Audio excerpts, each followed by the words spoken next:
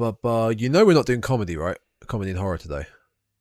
Yeah, it's Simpsons. I know. I just wanted to check that because it feels like it's been a hot minute since we recorded. Because we had planned to do it. Christ, when did we plan to do it? Was it at the beginning of the week? I was going to do it, sometime in the week. And then I bailed. Then you bailed. Well, yeah, you bailed, and then I bailed. And then you will. Yeah. No, I was just thinking on the way home. Oh no! What if we had discussed that we were going to do comedy this week? No, I did have a minute earlier, and I was like, I'm pretty sure it's Simpsons. Yes, and I is. Double checked, and I was like, yeah, 100% it is. Bobblehead Krusty says so. I mean, it does feel like ages ago that I watched them now. So. Yeah, I watched these last week actually. Yeah, because I think it was probably about. It might have been exactly a week ago I watched them. Yeah, probably about the same actually. The thing is with these ones though, they're, as we said in the last Simpsons episode, they're way more memorable in my opinion. So they're, even though we did watch them maybe a week ago, they're easy to remember even if we forgot many notes or whatever. But yeah, we'll get into all that goodness in a minute. This is the Dreadcast. Welcome back, every one of you horror fans out there. Horror fans, hey horror fans out there in internet land, how you doing? I had to smash you nasty again. Send it over to you, Aiden. Over there. Well, hey there, Pop. Yes, welcome back to the Dreadcast. This will be, once it's complete, episode 79. 17. Oh, already.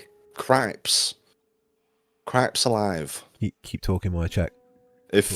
Well, I was gonna say if you'd have asked me, I'd have said 70, mid 70s, 76, 77.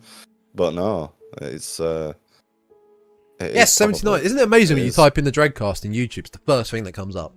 Love that. Yes, episode 79. We're 21 weeks, give or take, away from the century.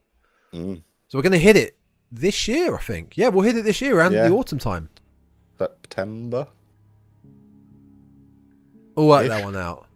I think it's about that. I was thinking about that actually the other day, that if that is this year, it's the anniversary of the Texas Chainsaw Massacre this year. That's pretty good, 100th episode.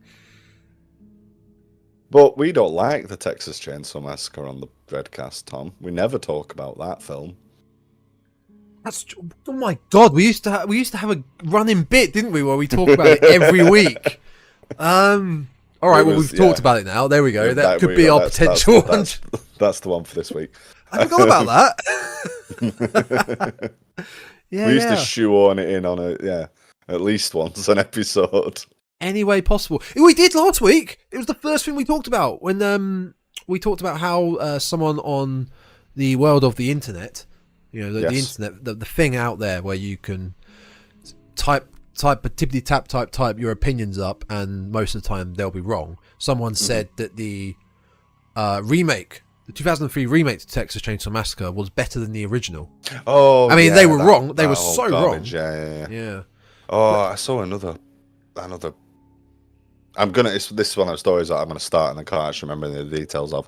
But I know for a fact I saw another terrible horror hot take on Twitter. I'm gonna just start calling them out more. I think I'm gonna start like quote tweeting them and just be like, right, here's the shitty horror hot take of today. Then, and I can't remember what it was now. I'm gonna have to look back for it and see if I can come up with it. But yeah, it was. It was somebody saying. It was somebody singing the praises of actually there were two now I think about it. Strap yourself in, folks. Was somebody saying that they thought The Exorcist Believer was good. I forgot that film even existed. Yeah, I didn't even see it. I'm not you going saw into any more details on that. It's just, they said it was good. But the other one was that it was, sorry folks, but Doctor Sleep is so much better than The Shining. Like, shut up. Go back to bed. You absolute ignoramus. Now, I didn't see Doctor Sleep, but it's a Mike Flanagan film, right? It's okay. I've heard it's not bad. Yeah, it's not bad. It's one of those that kind of like, did it need? Did oh, The Shining good lord, need no. a sequel? No, of course no. no, Of course not. But it does some interesting stuff, and you know the casting's pretty good, and whatever. I didn't hate it. It was an enjoyable enough watch. But to come out and say that it's better than The Shining, shut up. Just shut up. So yeah, whoever that was on Twitter, you're an ass. That person needs to go watch Room 237. I'm gonna start quote tweeting this and just putting them on blast. And they need to be called out. They do. They need to be. I swear, like people do it just for the traction, just to be. Oh god, yeah, it's for engagement. It's just for engagement. Totally. Yeah. Because people can't be that simple, surely. But if it's for the engagement, that's what makes it even more infuriating. Mm-hmm. I guess I don't know about you, but especially for me, especially the Texas Chainsaw one. If it is just for engagement, it's like this is something I'm really passionate about, and you're just being a dick about it for the purpose of clicks. It is though, because like we've gone on record. We said that that remake's good. It is a superb remake. Yes, it's good. It's very good. But no, you're just being contrary, saying that it's better than the original, because it isn't. No. And then you get all those people coming out of the woodwork and talking about how it's too slow. The original's too slow. And, yes, it is. It doesn't really have much gore or anything. It's like again, you're just showing that you're stupid, in my opinion. You're going into a film.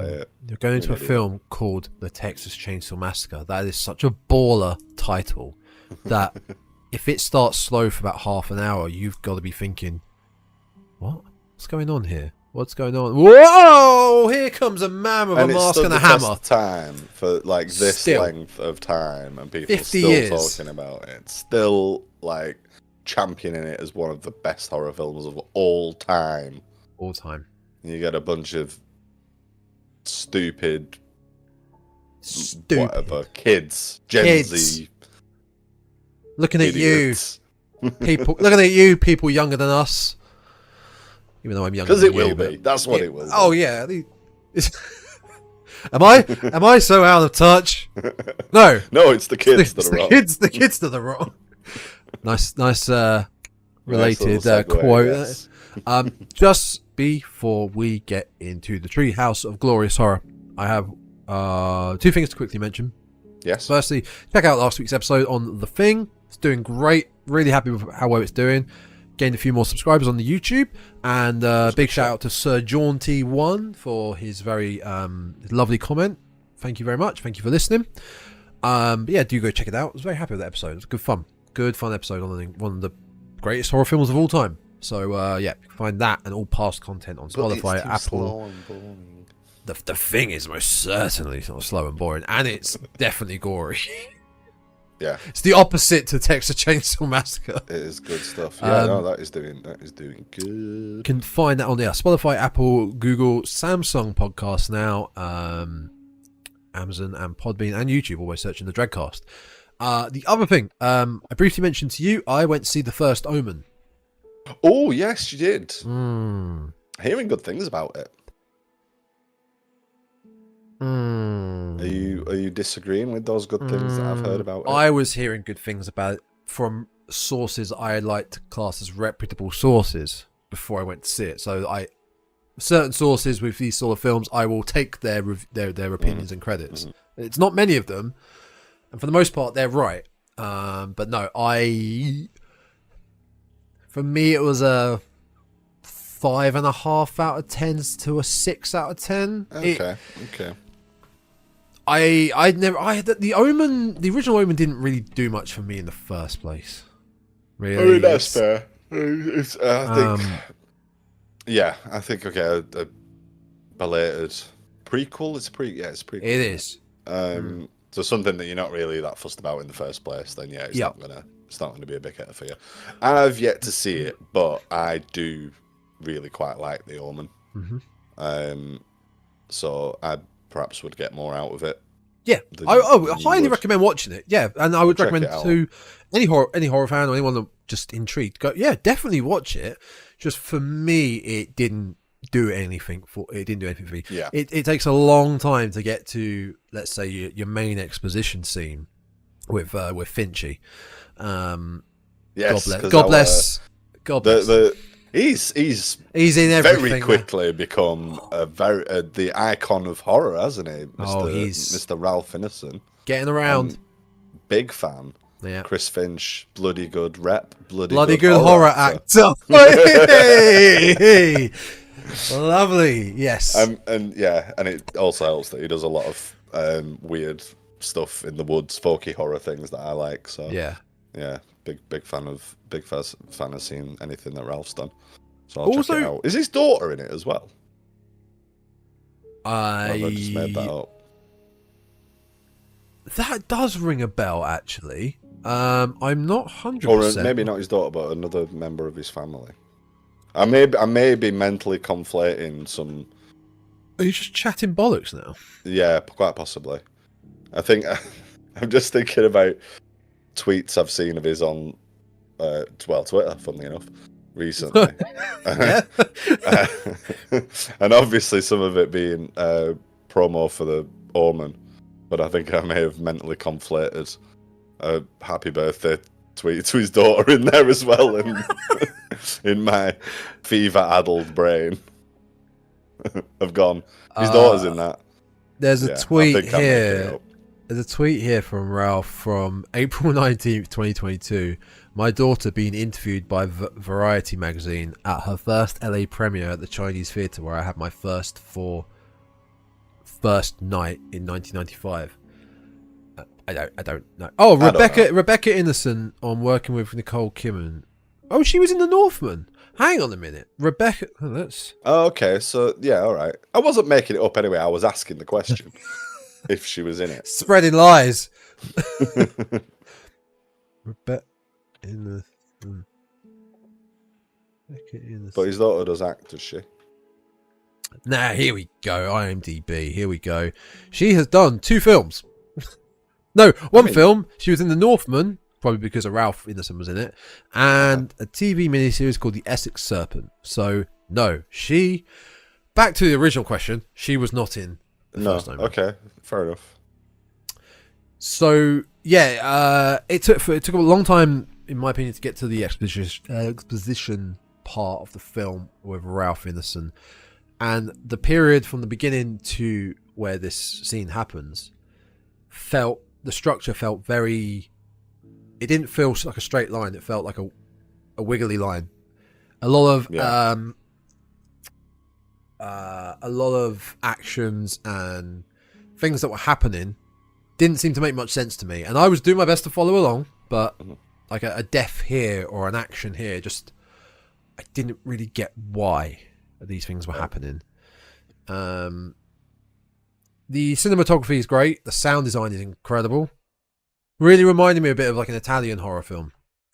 Your sort of Suspiria, your Argento sort of films. Acting was great. The effects, there was some really.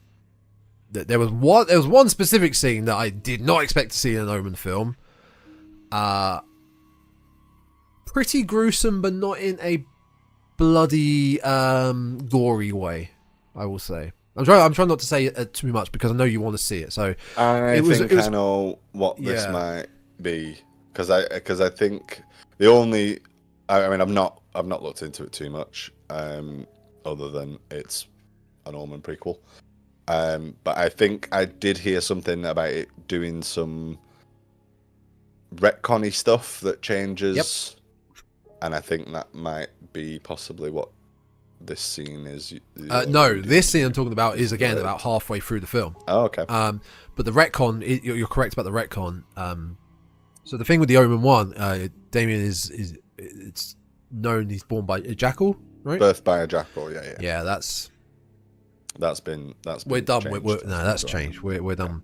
Birthed by a woman who has a cesarean but can get up within 5 minutes. Wow, that's modern medicine for you. It's not. it's not set in modern times. Not enough Charles Dance in this film. Okay. Charles Dance is in it for about 5 minutes. Yeah, that's not enough Charles Dance. Bill Nye's in it for a bit, but I'm not the biggest Bill Nye fan.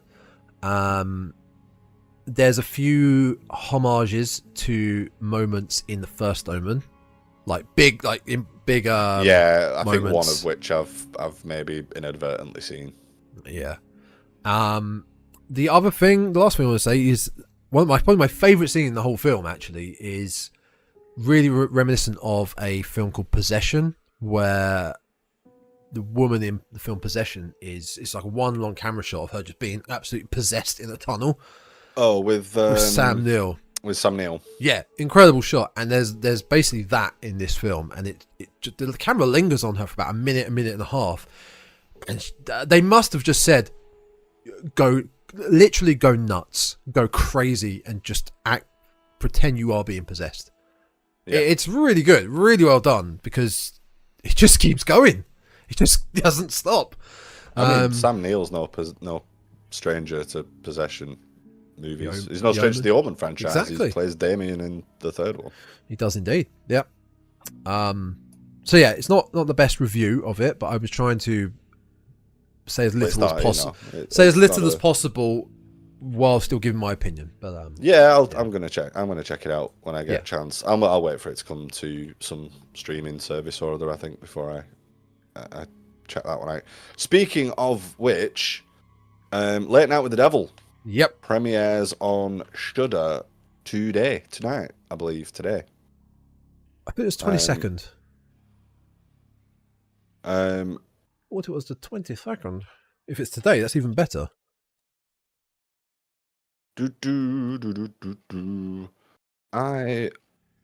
I'm going to double check that, but I'm sure I saw something that said Friday.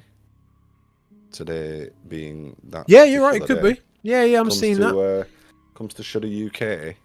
Yeah, April 19th. 19th cool. of April. Yeah. Great. Right, today. May try and squeeze that in at the weekend. Yeah, I'm hoping to watch that one. The missus is keen for that as well, so otherwise I'd be like, I'm gonna watch that after we finish recording here. Yeah. But she'll be cross because she'll have gone to bed. But yeah, I'm looking forward to that one. I am starting to see clips and things of that appear as well. So I want to get that watched before I see too much of it. It's probably when you leave it too long, things will slip by, and you'll catch them quickly on social media. No, scroll quick. Yeah. Definitely check that out if you have not. There's another horror cinema called Immaculate with every young gentleman's favourite actress at the moment, Sydney Sweeney. And it's a short one. It's like 80. It's less than 90 minutes. Yeah. That is meant to be doing well. As well. It's got nuns in it. The scariest of all horror movie creatures. Especially if they go. Blah! There was one more quick last thing. Just depressing. Last week sucked, in my opinion, for horror news. Again, in my opinion, we had the news of Blumhouse basically pissing it on all of old Lionsgate films and the Blair Witch Project. Yeah, we're getting a reimagining of the Blair Witch Project. We got reimagined Blair Witch, the Speak No Evil trailer, which just basically the Speak No Evil remake trailer. That film came out 2 years ago. The remake trailer, which basically gives away most of the spoilers. Yes. Which you need to go into that film blind. And then we got the news of Scary Movie being rebooted. Really? Yes. That's going to be so crap. It's going to be tame as anything because I know the ship has sailed for that type of comedy. That type of comedy. So, which basically just tells us that it's not going to be that kind of comedy. No. And, I mean, what is comedy these days? I mean... You telling me a Gen Z is going to find Dourif funny? I can't think I fucking love Dourif. I can't think of a big comedy film. Yeah. I was thinking about that the other day. I was watching Road Trip. Fucking love Road Trip. Oh, I love Road Trip. I've not seen Right? that in such a long time. Boner comedies don't exist anymore. That's not a thing anymore. It's not a thing, but they were the staple comedy for like us growing up. American Pies, Road Trip, Freddy Got Fingered, Van Wilder, Dude, Where's My Car? It was great. It's great. But they don't exist. Comedies in general, unless they're like, let's say romantic comedies. A straight comedy film. I mean, I can't think... At the cinema. Think, like, Superbad was probably the last, like, big comedy movie. Well, The Hangover, probably. Things like that. Oh, The Hangover, yeah. Things with Seth Rogen and his crew. You know, Danny McBride, James Franco, them lot. But comedies at the cinema, mainstream comedies, couldn't tell you what would be the last main one. I'm looking at 2024 comedy movies now, and I'll go 2023. I mean, apart from like obvious children's films, they all look trash. Most of them look like romantic comedies. Yeah, they are. Is that Seth Rogen? So he's doing romantic comedies now. He was probably high when he did it. Yeah, but I mean that goes without saying. Yeah, there's nothing at all that looks like an obvious. Nope. Yeah, odd.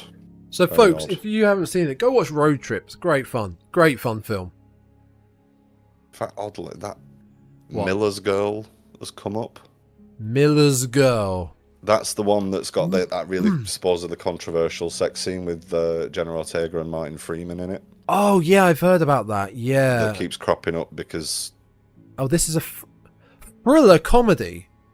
But all I've seen about it is this talk about this sex scene that's in it. So I wasn't aware that it was supposed to be a comedy film. Yeah, if a comedy film's got that sort of controversial sex scene in it, that's very contrasting. I mean, it's about a teacher-student relationship, isn't it? I think. It's so funny. So, yeah. Oh, stop it! I'm kicking myself. Well, in the early 2000s, prime topic for a comedy movie. But it would have been done. It's a scene in America, like one of the American Pies. Yeah, sure, I'm sure. Well, what you got? Wait, it's called Finchy and Stifler's mum. Stifler's mum, yeah. I mean, she's not a teacher, but you know, it's the same sort of thing. Adult teaches him a few things. Hey, Finchy. Oh, they were so good. 1 and 2 are fantastic. Yeah. Oh yeah, they fall off. Yeah, they do fairly steadily after that. So yeah, scary movie remake. That's gonna both suck and blow at the same time. Hey, granted, there's been a big horror boom, I'd say, in the last 3 to 4 years. It's been a lot of decent stuff has been produced, but a lot of the films that were parodied were like what? Scary Movie 1 is Scream, I Know What You Did Last Summer. They were all the kind of teen horror films, weren't they? Yeah, it was mainly Scream. Yeah. Second one was like House on Haunted Hill, and yes, it was. And The Exorcist at the beginning. And The Exorcist. Shake your ass. What? And I must admit, I didn't watch. Was the third one the Signs one? Yeah, I like 3 because it's Signs and 8 Mile. I think that was the last one that I remember seeing. 4 was War of the Worlds, and Saw. I didn't see 5. 5 was the one that really bombed. Yeah. I think there were a lot of other teen movies and Not Another Teen Movie and all those sort of like Meet the Spartans and I love Not Another Teen Movie. I know you do. Oh man. But yeah, Meet the Spartans. But the market got very quickly saturated with those sorts of spoofy, epic movie, date movie. Epic movie, yeah. All the movies. Yeah. I don't think it's going to land. I don't think it's going to land. Well, I mean, it's a way. I can't possibly say because I don't know what jokes are these days. I don't know what the sort of zeitgeist for comedy is now. Look, I'm sure whatever they come up with, it'll be straight bussing, no cap. There'll be straight up Riz on it for real, God. On God, on God, language. On God. He's having a stroke, I think. Can we move on to something that is actually really good comedy? I've got a little bit of news. All right. We'll talk whatever you want to do. Let's go on. Yeah, well, I get to say my piece. You're part of this show Dourif too. has announced his retirement from acting. That's actually a pretty good piece of news to bring up. Yeah, unless it's Chucky. Yeah, I saw that. That's a really good piece of news. Actually, well done for bringing that up. Thank you. Yeah, that's I like how specific that is. Unless it's Chucky. Because there's been, I mean, again, we talk about Texas Chainsaw Massacre a lot. I talk about Child's Play quite a lot. There has been quite a lot of Chucky news just recently. With the new series, right? The new series, and Don Mancini's talking about doing a new film, and Devon Sawyer and Chucky are having little Twitter spats on. I've been following that. Spats on Twitter, and yeah, it's obviously all promo for the third series. But yeah, he's announced his retirement from acting, but he's still going to keep his hand in as far as the Killer Doll's concerned. Which, how old is he now, Brad? He's 74. So, fair Can enough. you explain to me why does the doll look old? I don't know, because I haven't seen that part of the. I haven't seen the third series. There better be a good reason for that. It's the second part. The series is wild. Yeah, I've seen the first one, and I've seen half of the second one. And it goes a little bit off the wall, to say the least. So we'll see I'm looking forward to catching up with it all, and then Chucky will go to space. Of course, of course. Oh, that's being announced. that's practically greenlit at this stage. Of course, yep. There we go. Perfect. So we'll see. We'll see what happens. But I think it's fair. I think it's just good that Brad has got that like pension safe. Like as long as you keep churning out Chucky movies, you can still get a check when he needs one. Yeah, because like that. Nobody else can do it. It just won't be the same. If he says he's not doing anything, then they can't do any more Chucky stuff. There was the Child's Play reboot about however many years ago with Aubrey Plaza in it, but the doll, the design of the doll was horrific, wasn't it? Yeah. Gonna put my own spin on it, It was that was Mark Hamill, wasn't it? Was Mark Hamill doing the voice? I'm not sure. I believe. I wouldn't put it past him. I'm sure it was. The only thing that interested me in that film was Aubrey Plaza. Yeah, that's the only reason I watched it. Yeah. Yes. Well done on bringing that to the table. That was the other one. One other film. We'll get on to the Simpsons. Well, because I've got one other thing. So what's your one other thing? The other horror film that's out at the moment that is looking really good with Melissa Barrera called Abigail. I may have briefly mentioned it last time about I believe it's Dracula's daughter. Looks fun. Looks fun. I think a few people. I mean, it's Dan Stevens, Melissa Barrera, mid reviews. It's a vampire thing, isn't it? Yeah. I think from what I've seen, people have said that it sort of spoils. It's a bit of a spoiler that they gave it away too quickly, or in the two. Oh, it's in the trailer, instantly that she's a vampire. Yeah, they should have tried better to sort of hide that, and it might suckered people in a bit more. One other thing, Terrifier 3 has finished filming. Yes, it has. It has. And did you see what Damien Leone said about one of the kills? No. What did he say? It was so gruesome that even David Howard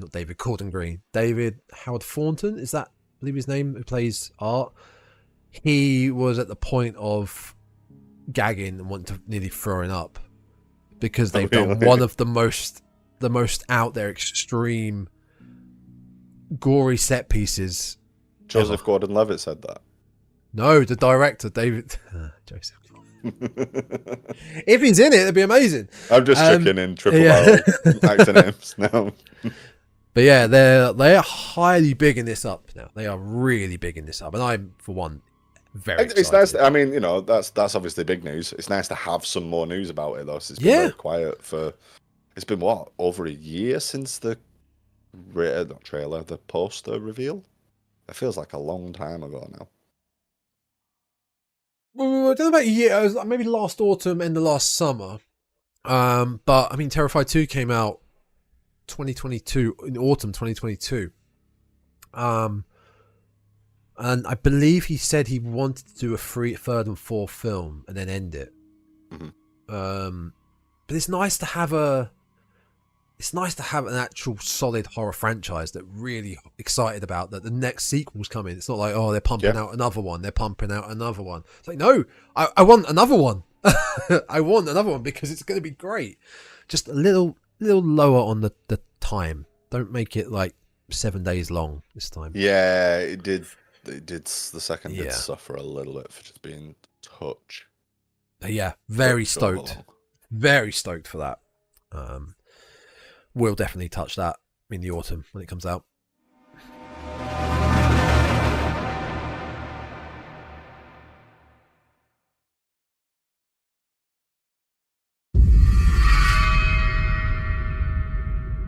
Right, that's it. I have no more news. All right. Thanks for checking out the podcast, guys. That's the horror news podcast where we've moved on to. Look, hey, for once we just remembered stuff and didn't just read it off other popular horror websites. So yeah. No, but if you do want to check out other horror news, go to Bloody Disgusting. They're great. You can find some good stuff there. So, anyway, comedy and horror. I guess we're going to be talking about comedy and horror today, which is a segue to next week. It's pretty good. Simpsons Treehouse of Horror 5 and 6. The peak, or the beginning of the peak. He's yawning already. My God. Yeah, these are where we're getting the good stuff. We're getting the real good stuff. We're getting. I think this was a really good double bill. Oh, it's such a good double bill. Sit and review, sit and watch. It was a pleasure to get these two together. There's not a bad story in any of these, I don't think. Whereas the other ones we've been like, oh, this one's a bit better than this story. This one's a little bit. I don't. Well, both have got. We've got 6 stories here, 3 in each, 3 and 5, 3 and 6. We'll start with 5. Okay. We once again get the opening with Marge. Yes, we do. Giving us a disclaimer, basically. Is also she gets cut off. That's it. Yeah, she gets cut off by the sound wave. Sorry, you are literally, your room's so dark. You're just ahead. I can't stop. I love it. You're like that. I never watched Red Dwarf. I never got into Red Dwarf, but you're like that head that's just floating. Everybody's dead, Dave. Are they? That's a Red Dwarf reference. That you probably won't get. No, I have no idea. So, Marge giving a disclaimer, and this time it's so scary. They've the producers are going to show the 1947 Glenn Ford classic, 200 Miles to Oregon. And we get a little bit of it, and then it cuts to the sound wave of Bart trying to do a scary voice, and it's like a sound wave effect. I think this is the last one we get Marge's disclaimer, because we don't get it in the next one. Don't get it in the next one, no. We get a little graveyard scene after, and we get Moe being hung. Yeah. Just out of a tree. Before that, though, we get Bart's voiceover, then we get Homer coming in, and I can see my voice. This is my voice. Moe being hung in the graveyard. Patty and Selma, which is kind of foreshadowing, being burnt at the stake, which is quite cool. As witches. Yeah. But if the thing is, they're being burnt, which means if they're witches, then they won't burn, but they'll come back for processing by the police. But if they aren't witches, they'll burn to death and they'll be free. So it's fine. That's how it works. And we get a mismatched zombie couch gag where they've all got different limbs and they're all parts stitched together. So that's our opening, and we do get one gag that continues through the whole episode, which I love, which we'll get to in different. We will get to, but yeah, it is a good one. Yeah. So the first one, the Shinning. I love that. Just the beginning of this has the kind of shining music, and it's the bird's eye view of the car going up. It's fantastic, and obviously the opening gag. The opening gag of Homer forgets to lock the door and having to drive back, and then somebody forgets something else, and he has to drive back. They forgot the back door. We forgot Grandpa, and he's like just carries on driving. Yeah, it's brilliant, and yeah, I think just top of the episode, this Treehouse of Horror, the Shinning, an obvious rip on Kubrick's Shining. Yep. And one of the best without doubt spoofs ever. Like, without doubt.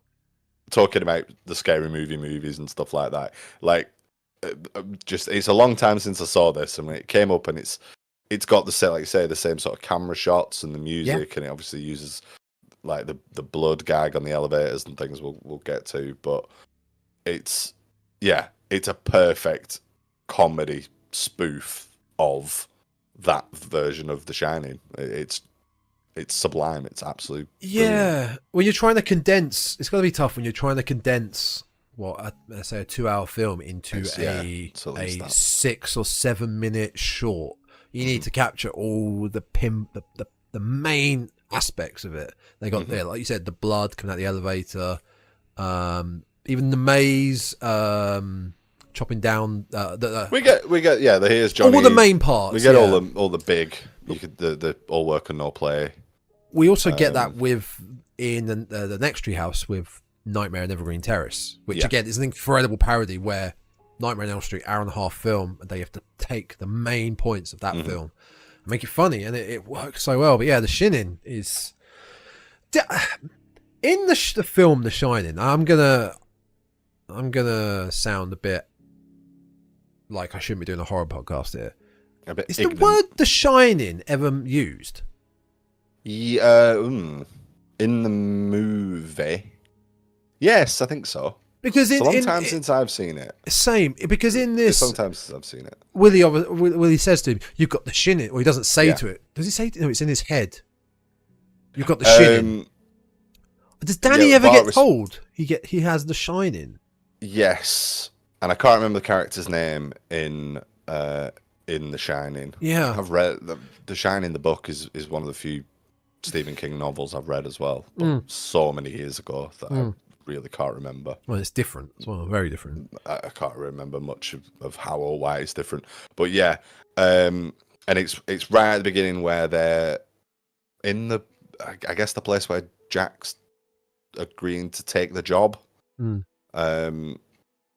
And it's the old African American gentleman that's talking to Danny, and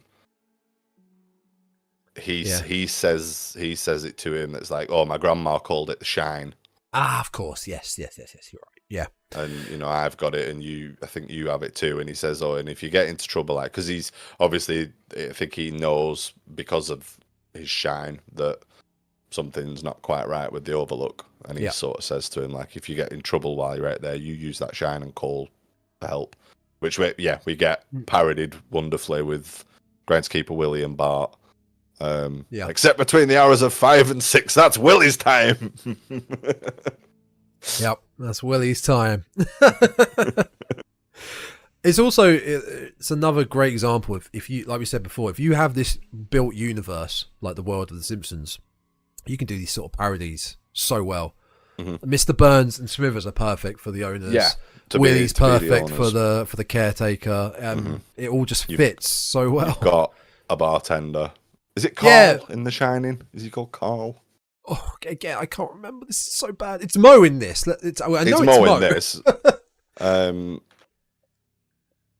sure it's Carl. Waste your family and you get your beer. Oh, Lloyd. It's not Lloyd. Carl at all. It's Lloyd. Lloyd. Yes. Yeah. So, you've got a ready-made bartender in Mo. But yeah, there's quite a lot. I mean, the look of the look of the hotel that they go to stay at, Mr. Burns' like holiday lodge or whatever it's called, looks, as far as I can tell, just from sort of memory, like exactly like the Overlook. Yep. Does in the movie. Same with the entrance hall where the typewriter's set up and all that sort of stuff. It's all the layout. It's all it's got the grand staircase that goes up and then splits. Mm-hmm. Yeah. All very samey. So yeah, I mean, just once again, just reiterates how good of a sort of parody this is and how close it fits. You can watch this and know that it's, even without that title being there, you know that it's a rip on The Shining. Oh God, yeah. If you've seen The Shining, but I feel like The Shining is one of those horror properties that transcends horror fans. I think it's big enough. Kubrick's a big enough director, and Jack Nicholson's a big enough star that there's enough like sort of big iconic moments in that like the "Here's Johnny" thing. Oh God, yeah, that's in the that's a cult saying now. People know that's from The Shining, whether or not they've seen The Shining, basically. It's interesting that I think Mr. Burns states the previous caretaker already they went insane and murdered his family. Yeah, like this could be used as a sequel. Like this could be talking after what Jack did, even though he didn't murder his family. But well, he doesn't say the last like several. He's like, right, I've cancelled the beer and I've cancelled the cable and told all the beer trucks within like a 10-mile radius to divert or something. He's like, not being funny, sir, but maybe that's why the last 5 caretakers went mad and killed their families. And he's like, oh, well, if it happens this time, then maybe you're onto something. Maybe I owe you a Coke. I love him because that line gets used quite a lot in The Simpsons. I think he always owes him a Coke if he gets it wrong. So yeah, we get the blood elevator, which comes off on the wrong floor. Yeah, pain in the ass. Again, it's such a silly little gag, but it's quite fast. The pace of this parody goes quite fast. Like we get to Homer losing his mind very quickly with TV's out. Oh, no beer in the fridge. Not a drop in the fridge. And obviously when Marge finds his typewriter, with what he's been writing, it's no TV and no beer. Well, no, on the typewriter it just says "feeling fine."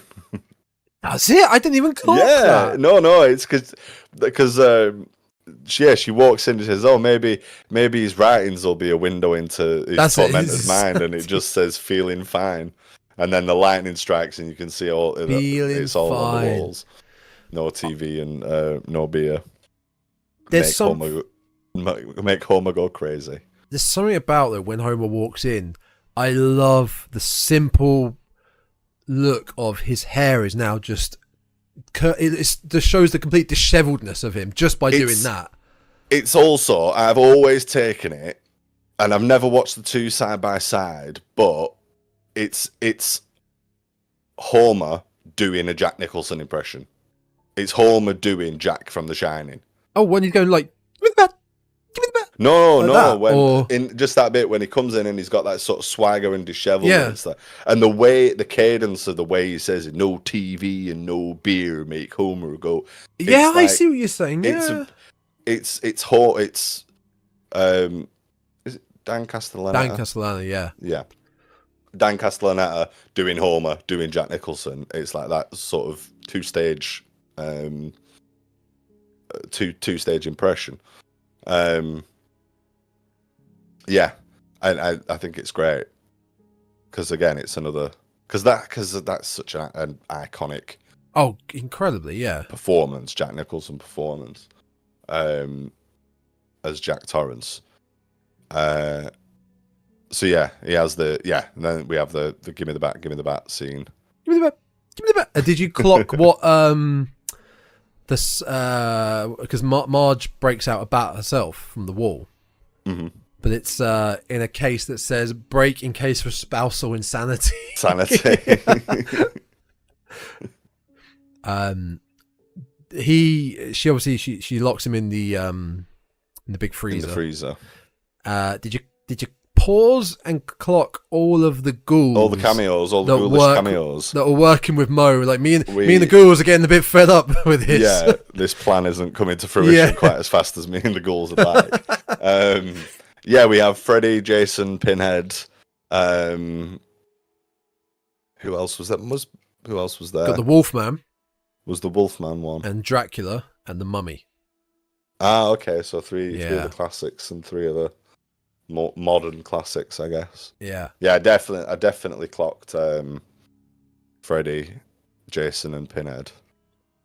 When Homer has escaped and he's bashing down the rooms like here's Johnny, there are two dated references though, I would say. Like this whole parody isn't dated because, like we said, it's The Shining, it's burnt into pop culture or whatever. But David Letterman, we know David Letterman, but I think now the younger and younger people probably won't know who Letterman is.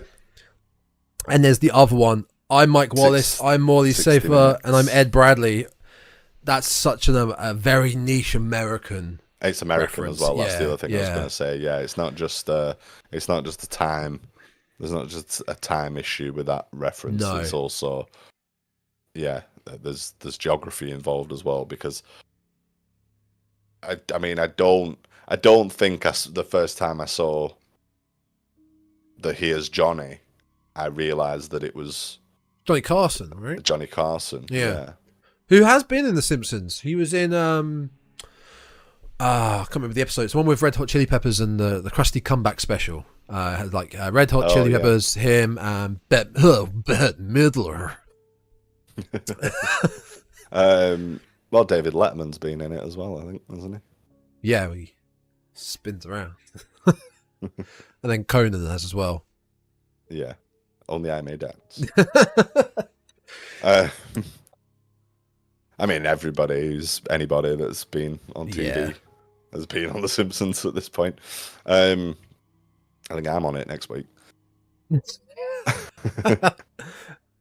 But yeah, you're right. They are some like dated references in both terms of time, and like I say, for a UK audience or a non US audience watching that, it was like you wouldn't necessarily get what was going on there. Apart from it's just Homer saying some vaguely weird, funny things as he sticks his head through the door. But it's a good gag. There's nothing, with him basically getting the wrong door several times until. Yeah. What does he actually say when he finds them? It's that one. It's the 60 minutes. It's the 60 minutes one. It's I'm Mike Wallace, I'm Morley Safer, and I'm Ed Bradley. All this and Andy Rooney tonight on 60 Minutes. The David Letterman one is when he goes into the room and Grandpa's just there. Grandpa's made it. Like, hi, David. I'm Grandpa. Yeah. See, they could have done like another Shining reference there, with like the dog man or something. Grandpa or like the old lady, naked old lady bathtub. Oh, Agnes in the bath. Oh, that would have been a brilliant. That would have been amazing. That would have been great. Agnes is one of my favourite characters in The Simpsons. She's incredibly underrated. You can take any picture you like home. Not this one. No, you can't have that one. That's a coconut cake. Anyway, that's for our Agnes podcast. Coming soon. There is an incredible gag after this as well, with Chief Wiggum, where Marge reaches the phone. She's like, "Hello, police. This is Marge Simpson. My husband is on a murderous rampage. Over." And Wiggum's like, "Oh, thank God that's over." It's so good, so good. There are some great. It was around this era of The Simpsons where you could get some incredible jokes. Many incredible jokes, all within the space of 10 seconds. I think that's why these older episodes generally have so much rewatchability. Yeah, the writing is just incredible. There are so many. I feel like a lot of the new. I mean, it's such a a tired, cliched thing to say now, but new Simpsons isn't as good as old Simpsons. That's just a fact. It isn't. Kind of is a fact, yeah. I think one of the reasons is that they don't have the sort of smorgasbord of jokes that the older episodes do. There are so many little, whether it's little throwaway lines like that, whether it's sight gags like the glass case of the bat. There's things that you don't pick up, or you forget about because there's so much to take in.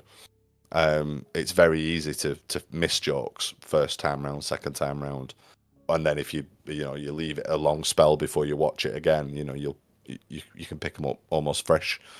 And yeah, that's something that classic Simpsons did just fantastically well, was bombard you with jokes, one after the other, just non-stop. And like you say, it showcases it really well in these like tight, condensed, mini series, mini stories. But they're kind of forced to. Forced to because they've only got so long to get everything in. They kind of have to be bang, bang, bang, one after the other. Quick. We gotta go. We gotta get on to the next story. And we get the first. This is where we get the first rescue attempt by Willie. In these stories, which is the ongoing gag in the whole episode. Willie gets the call from the Shinning, and gets axed in the back by Homer. Which is accurate for the channel. It is. It's accurate for the story, for the plot of the movie that it's riffing. That's very impactful in the actual film though, where Jack just comes out of nowhere. Just acts straight into his chest. So yeah, Willie is out of the picture, and we get the chase through the snow. We don't get the maze. We don't get the maze chase. They just they're just running away in the snow and find Willie's remote TV. Little portable TV. One of the two things Homer's been craving this whole time in isolation. And again, we urge to kill subsiding. Rising. That is hilarious. Just adding we get that last little joke. Rising. So good. But then we get the last little joke, because they're all frozen. Come gather round, family, and they freeze to death in the snow watching the portable TV. And then something comes on, doesn't it? And it's like, oh yeah, I've got it here. Next up, it's the Tony Awards live from Broadway with your hosts Tyne Daly and Hal Linden. Again, references that are way over our heads.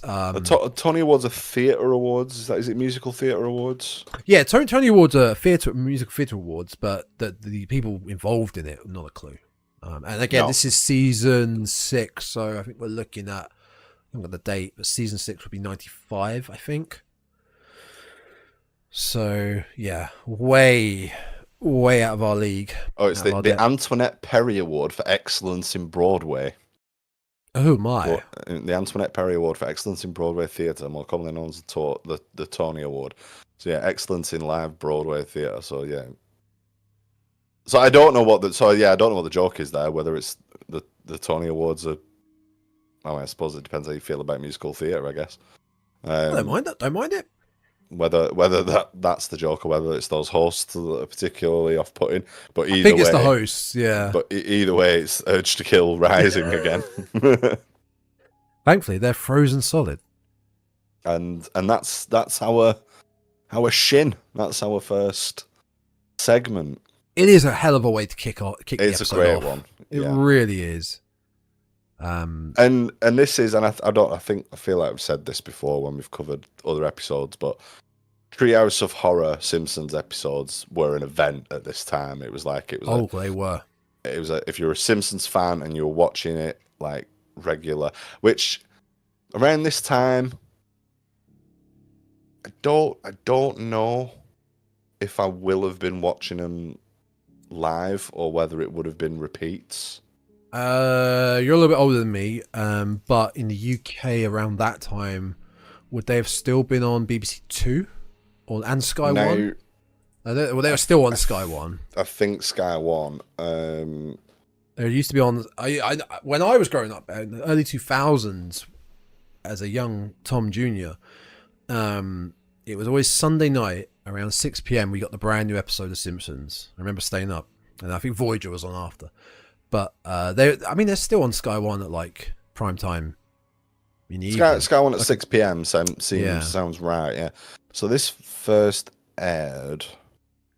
I was way too young to be watching this. This first aired in 94. 94. So no. Yeah. So I didn't see that. I didn't see this. I doubt I would have seen this live. Yeah. As a new episode, I almost certainly saw this as a repeat. I think we got. Oh man, I don't know actually. Because for me, this was BBC Two, 6 p.m. And I think you had Fresh Prince after it. Neighbours at 5:30. Possible. I kind of remember we definitely got satellite TV sort of back end of the 90s. So did you have a dodgy box? No. Oh, we had a dodgy box. Not as far as I know. We had a dodgy box. Lots of channels weren't paying for it. I can remember being in the house. My mother was ironing, and we were like flicking through the 4 TV channels, and it was like golf on one, horse racing on another channel, some like black and white movie on the 3rd channel, and then I don't know what was on the 4th. And my mum just like flicked through the 4 channels like a couple of times and went, "Right, we're going to get Sky." And she put the iron away. We went into town, and she got a Sky TV package. We had it installed like on a whim. I'm just being stuck. Like, yeah, God bless my mother. Like, not having anything to watch while she was ironing that Saturday afternoon or whatever. I'm assuming there must have been like a potential conversation with my dad at some point, like prior to this. But my experience was like, oh, horse racing's boring. Right, let's go and get The Simpsons. So maybe we had it around this time. I'm not sure, but it's possible I saw it as a repeat. But I think the point still stands is like waiting for these Halloween special episodes to come around was like it was a highlight of the Simpsons like calendar. Oh, like big time! A new series starting, a new episode premiering, and then a new Halloween episode because. Like, I think they still are. They still I sometimes see every year or so on the where we steal our news from on Bloody Disgusting. They'll promote. Oh, what are the Simpsons doing this year? With they'll get their press release. They'll get their press release. Like I think one year they did Stranger Things when Stranger Things was the hot shit. Yeah. But yeah, it's not as big as it was. So yeah, the Shinning. What we got next? What's next is I missed the title for this one, but it's the Toaster Time Travel episode. It is Time and Punishment. Time and Punishment. That's the one. Yes, I just sitting at the table, just casually talking. Dad, your hand's in the toaster, which seemingly is unplugged, but it's on. Cartoon, mate. You're going to time traveling a little bit. You're going to use that excuse as a rebuttal to me again. Whenever you see something like that, a wizard did it. You're going to come back to me with that line again in the next Treehouse of Horror with a certain big donut. Okay. Because I've got things to say about that one. I'm sure somebody got fired for that blunder. I'm sure they did. So yeah, hand in the toaster. Now, is this one based on anything? Well, that's a good point. I just on a shot in the dark. I'm gonna say Twilight Zone episode, but yeah, I would assume so. I don't know. No, neither of us did our research on this one. Well, I mean, excuse me, I have not seen anything of the Twilight Zone, really. So, I don't know. It feels like it probably would be. Here we go. Time and Punishment, a parody of Ray Bradbury's A Sound of Thunder. Oh, okay. A Sound of Thunder is a science fiction short story by American writer Ray Bradbury. plot. In the year 2055, time travel has become a practical reality in the company. Time Safari Inc. offers wealthy adventurers a chance to travel back in time to hunt extinct species such as dinosaurs.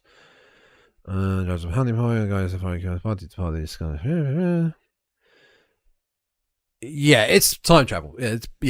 So it is loosely based on this, but with their own, obviously, own goofy spin. Yeah, I mean, the sort of... They're all based, I suppose it's one of them things like, time travel and, the butterfly effect and all that sort of stuff is a common enough concept now, but I just wondered if there was any actual sort of formal framework for it.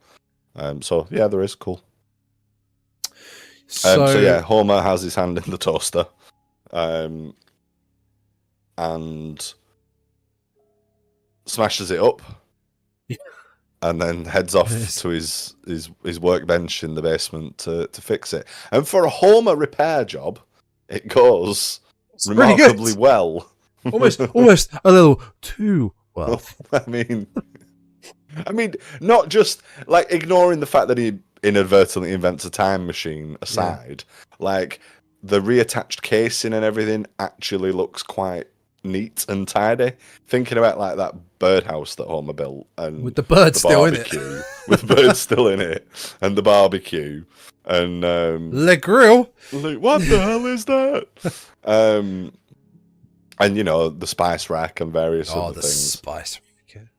Like it's surprisingly neat and tidy of a job, albeit like a good sort of 6-inch wider because of all the extra bits that he's crammed in there.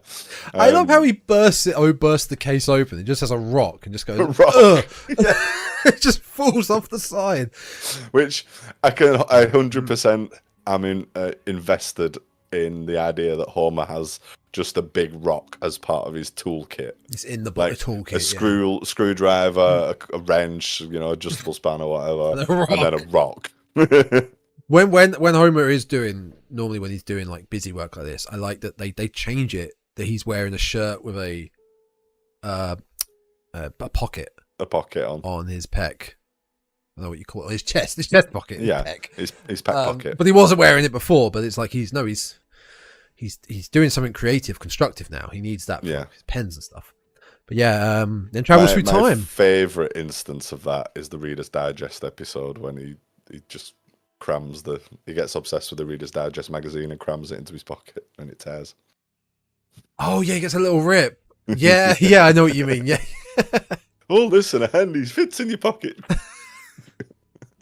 Is that similar to like when he gets a giant check and folds it and puts it in his back pocket and it starts to unfold. Yeah. So we get he inadvertently creates a time machine, goes through time, and the portal back through time has many clocks, and I don't know if this is Dr. Peabody, Mr. Peabody. The dog. I think against an American. The Peabody and Sherman show. Yeah, is I don't recall ever seeing that over here. Mr. Peabody and Sherman. No, it's American. It's related to the Rocky and Bullwinkle cartoon in some. Okay. I know Rocky and Bullwinkle. Yeah, possibly the same animator. I don't know, but yeah, I don't know. Mr. Peabody and his son Sherman host a live TV variety show. What? I think that's a modern rehash of it. Anyway, yeah, it's a cartoon that we didn't get over here, I think. Yeah. In short. In short, yeah. If anybody out there can succinctly explain what the Peabody and Sherman show is to me, I'd be very grateful. Please send your email in about Peabody and Sherman to the Dreadcastpodcast. I can't use Google at the minute, apparently. Yeah, I don't know what it is, but I do know that "Quiet You" is something I will use as a quote on an almost daily basis. Quiet you. And he's always, whenever throughout this short, he's always going back in time. He's always going back to the same place, the land of the dinosaurs, time of the dinosaurs. And it's basically just a constant telling of the butterfly effect. Because he remembers what his dad told him. On his wedding day. On his wedding day, yeah. On his wedding day. that I don't believe actually Grandpa wasn't at his wedding, but whatever. I don't believe he was. Cartoon. Oh yeah, cartoon, mate. Wizards. If you ever travel back in time, don't step on anything, because even the tiniest change can alter the future in ways you can't imagine. And he does that on numerous occasions, which results in the different mini stories that we get whenever he comes back to modern day. But he tries his best, bless him. He tries his best not to. I mean, the first time, does the T-Rex chase him straight away, or is that the second time? No, the first one is stupid bug. You go squish now. Yeah, and it's this huge mosquito. The second time, and he comes back, and what's the first thing that's wrong? The first thing is Flanders is in charge. Yes, perfect character to be this evil overlord of the world. Yeah, perfect in a very 1984-esque. Yeah. Sort of mind control, thought police. Yeah, they get sent for re-education. Re-education, where all the men wear green sweaters and all the women dress like Maud. They get forced to smile in the smile machine. Yeah. Get lobotomized. Yeah. Where Mo turns up with your little piece. You get to keep your little piece of brain that they cut out. Who's my favorite? Who's there? My favorite gag in this bit. I know what you're going to say. Homer's running away. Yeah. And the dog's chasing him. The wieners. I know. And he pulls out a string of sausages. These wieners will give me the quick energy I need to escape. Yeah, it's superb. It's bliss. Genius. Yeah, I mean, Homer's worst nightmare. Ned Flanders is in charge of the world, and no, Homer's worst nightmare is to come. Well, actually, is actually to come because of his reaction. Yes. So he hot foots it back to the house.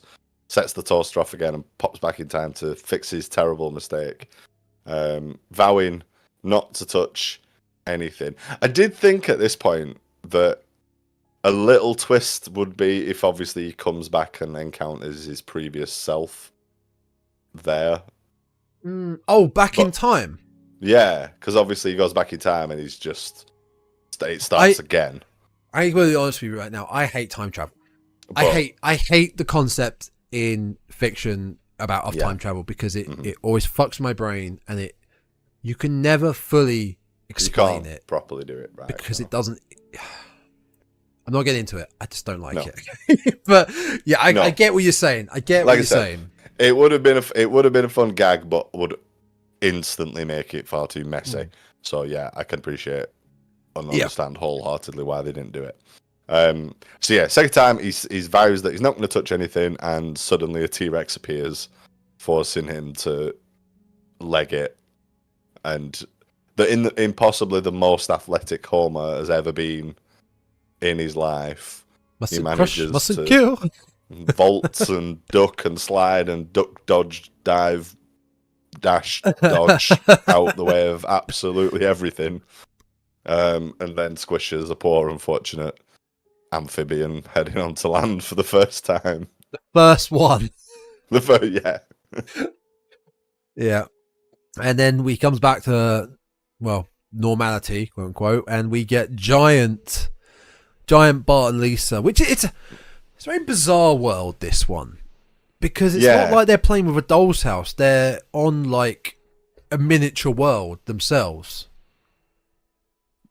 Well, it's weird. They tear the roof off. So yeah, it looks like the house looks like normal, although nobody's there. And then suddenly the roof gets torn off, and it's giant Bart and Lisa. And Bart says, "Hey, Lisa, come and check it out. This bug looks like Dad." Yeah. So to the Simpsons kids' eyes, Homer is an insect, but it also alludes to the fact that there is a giant Homer out there somewhere as well. Yes, you're right. It looks like Dad. Yeah, you're completely right.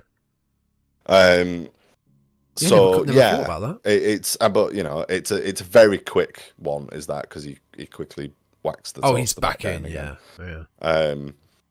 And this is where he sneezes. This is when he sneezes and kills. That kills all the dinosaurs. The domino effect. Yeah. And going back to the modern day, and things are looking up. He opens the basement, the cellar door, to find a grand, luxurious kitchen. Moving on up. They're all dressed in fine clothes.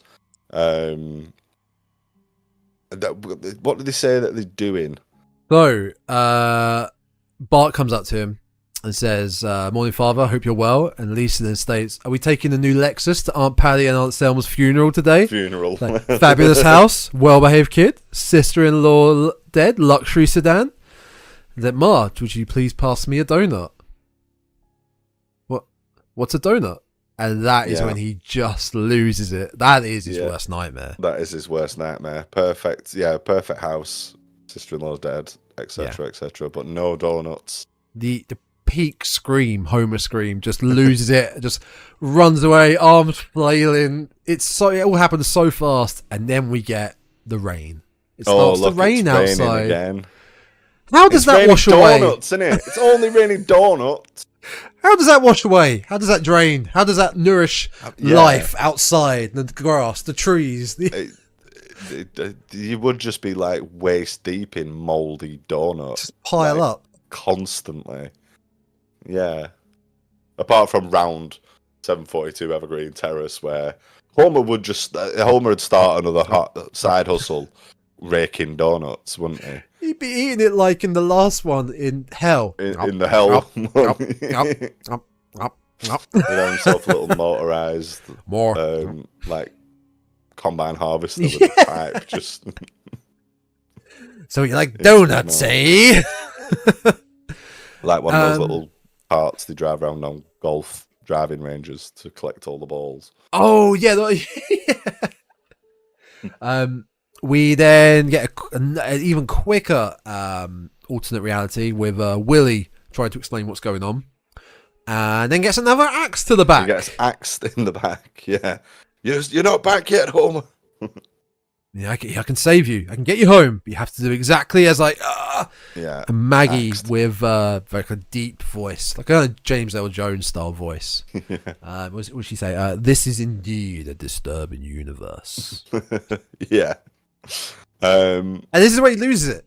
He absolutely loses it. Decides to just go swing the pendulum the other way and picks up a stick and starts smashing absolutely everything. It's like squashes a bug, gets a club, whacks a.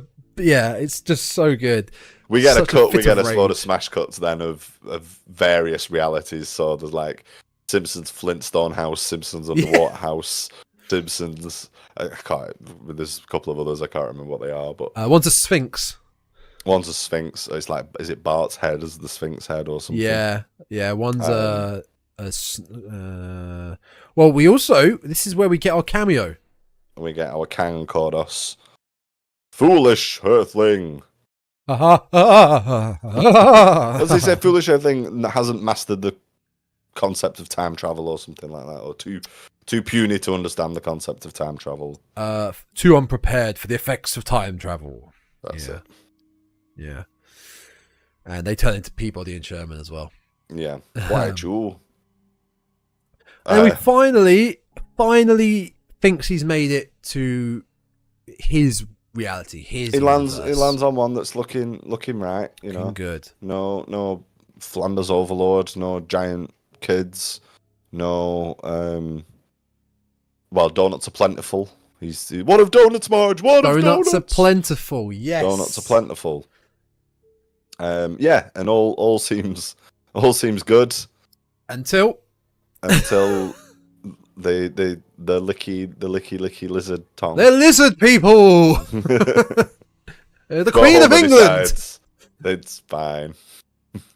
Close. I can live with that. I mean, really, how's that going to affect all their lives? I mean, well, save money on cutlery. It raises some other questions, though. Like two eyelids.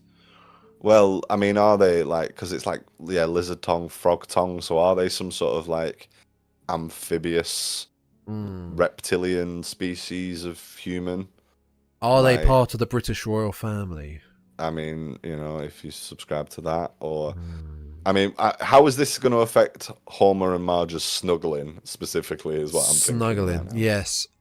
Personally, I think this a cloaca situation. I think it will benefit Homer. Really? How so?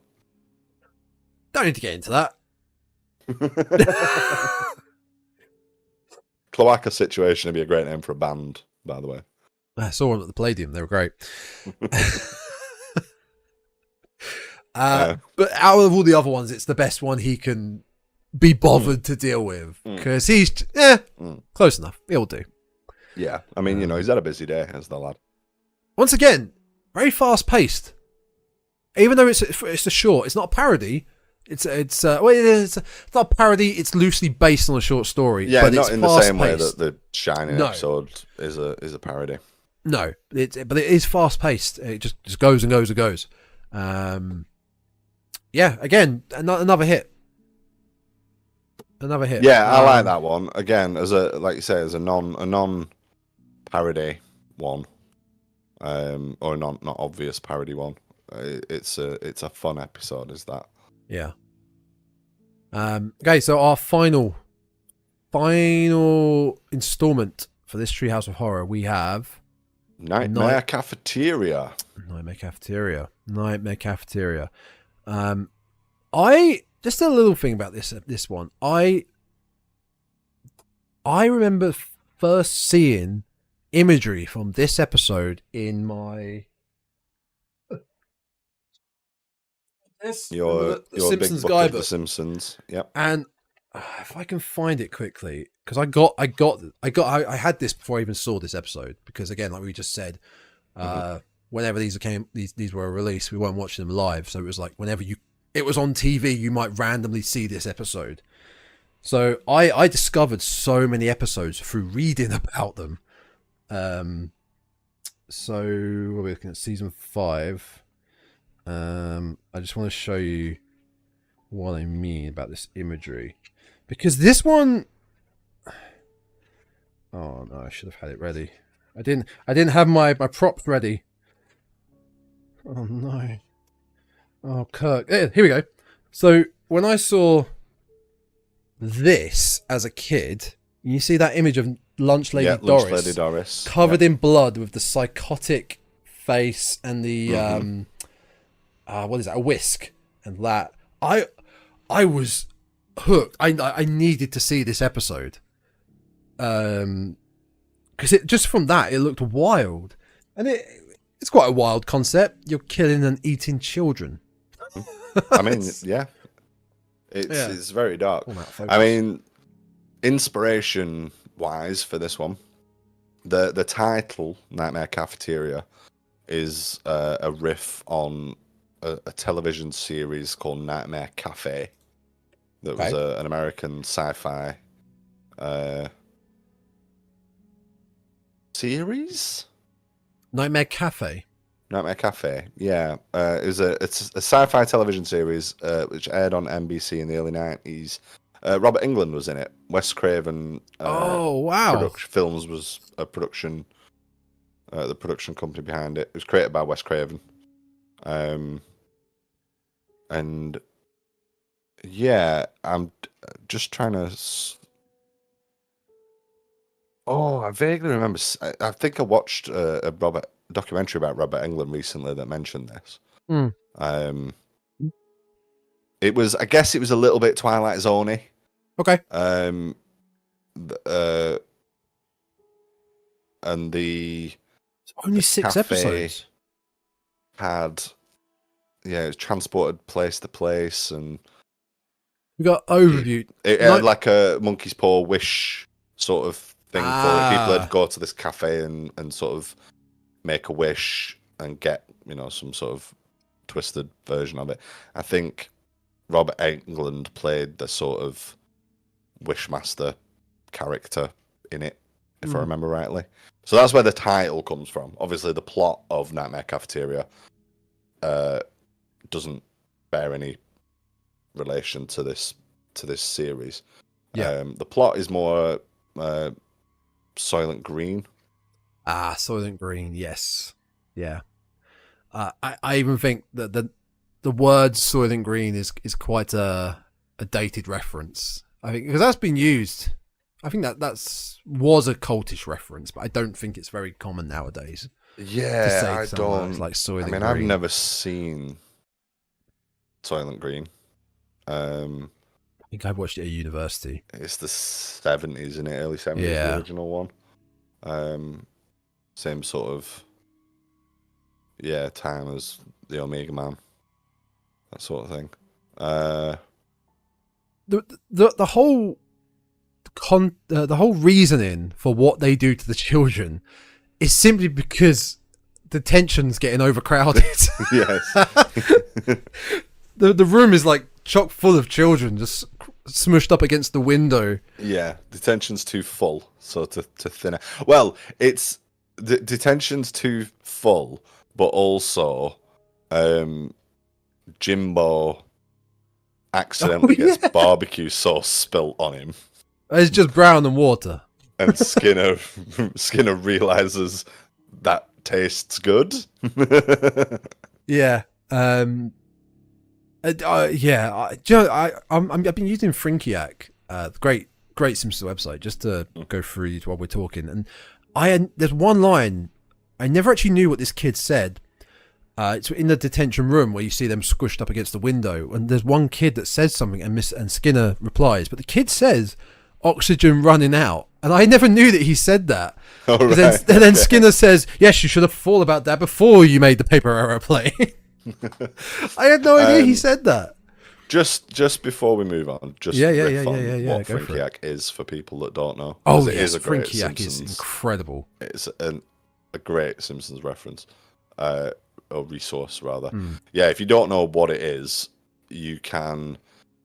It's basically a collection of every screen cap from every Simpsons shot episode. It's every shot, every frame, every more or less every frame of every Simpsons episode ever, and you can search for them, use them to make GIFs and memes. It gives superb. You the nice little Simpsons font. Make your own memes on it. Like you can type in your own make text. Your own Simpsons memes, basically. But you can get that perfect shot if you know there is like a particular frame where somebody's face is doing something weird or whatever. You can like get it down to the exact frame you want, and then make a meme or a GIF. Rather than having to Google, Homer looking dishevelled at this point, or trying to find something maybe. Yeah, right. If you want that perfect Simpsons meme, then Frinkiac, not a sponsor, have it. That's FRINKIAC.com. Frinkiac. Glaven.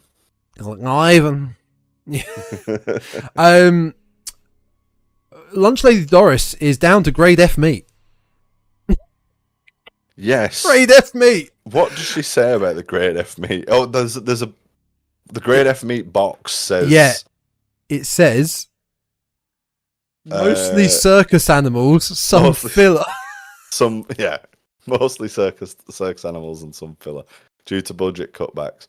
There's also very little meat in these matches, in these gym mats. Very little meat. I always like that line. Very little meat. I use that very often. There's very little meat in this car. It's not going very far. There's very little meat in this. Got to put it in H. So yeah, he gets a taste of Jimbo. What bite me, Skinner? Well, might we? And there's lots of like crap puns in this. Yeah, there are. Isn't there? Like, yeah, and they keep shorts and all that. They keep spilling meat tenderizer on him. Yeah, it's really hard to clean the inside of this pot when you keep spilling meat tenderizer on me, and then you hear a clanging sound. It's like, oh, now I've got to do it in the dark. The sandwich tastes so young and impudent. You telling me that Jimbo Jones makes something with him one day? Are you saying you killed Jimbo, processed his carcass, and served him for lunch? Taps the nose. Yeah, it's very silly, this, and then it's just an excuse to, like, say, whip out a lot of like food-based puns. Oh, completely. So completely. The next student to get it is Uta, the German exchange student. So they have German day in the cafeteria with. How'd they get that much meat out of him? Uta brought. Well, they're probably cutting it in with that F grade stuff.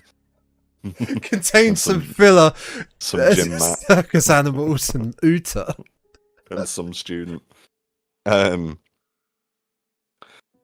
Yeah, there's a Joy of Cooking Millhouse book. That's what Edna's reading while she's. There's only like 5 of them in the. While the kids have been whittled down. Well, the teachers are all getting very hefty. Like, we've got like a rather tubby-looking Mrs. Crabapple,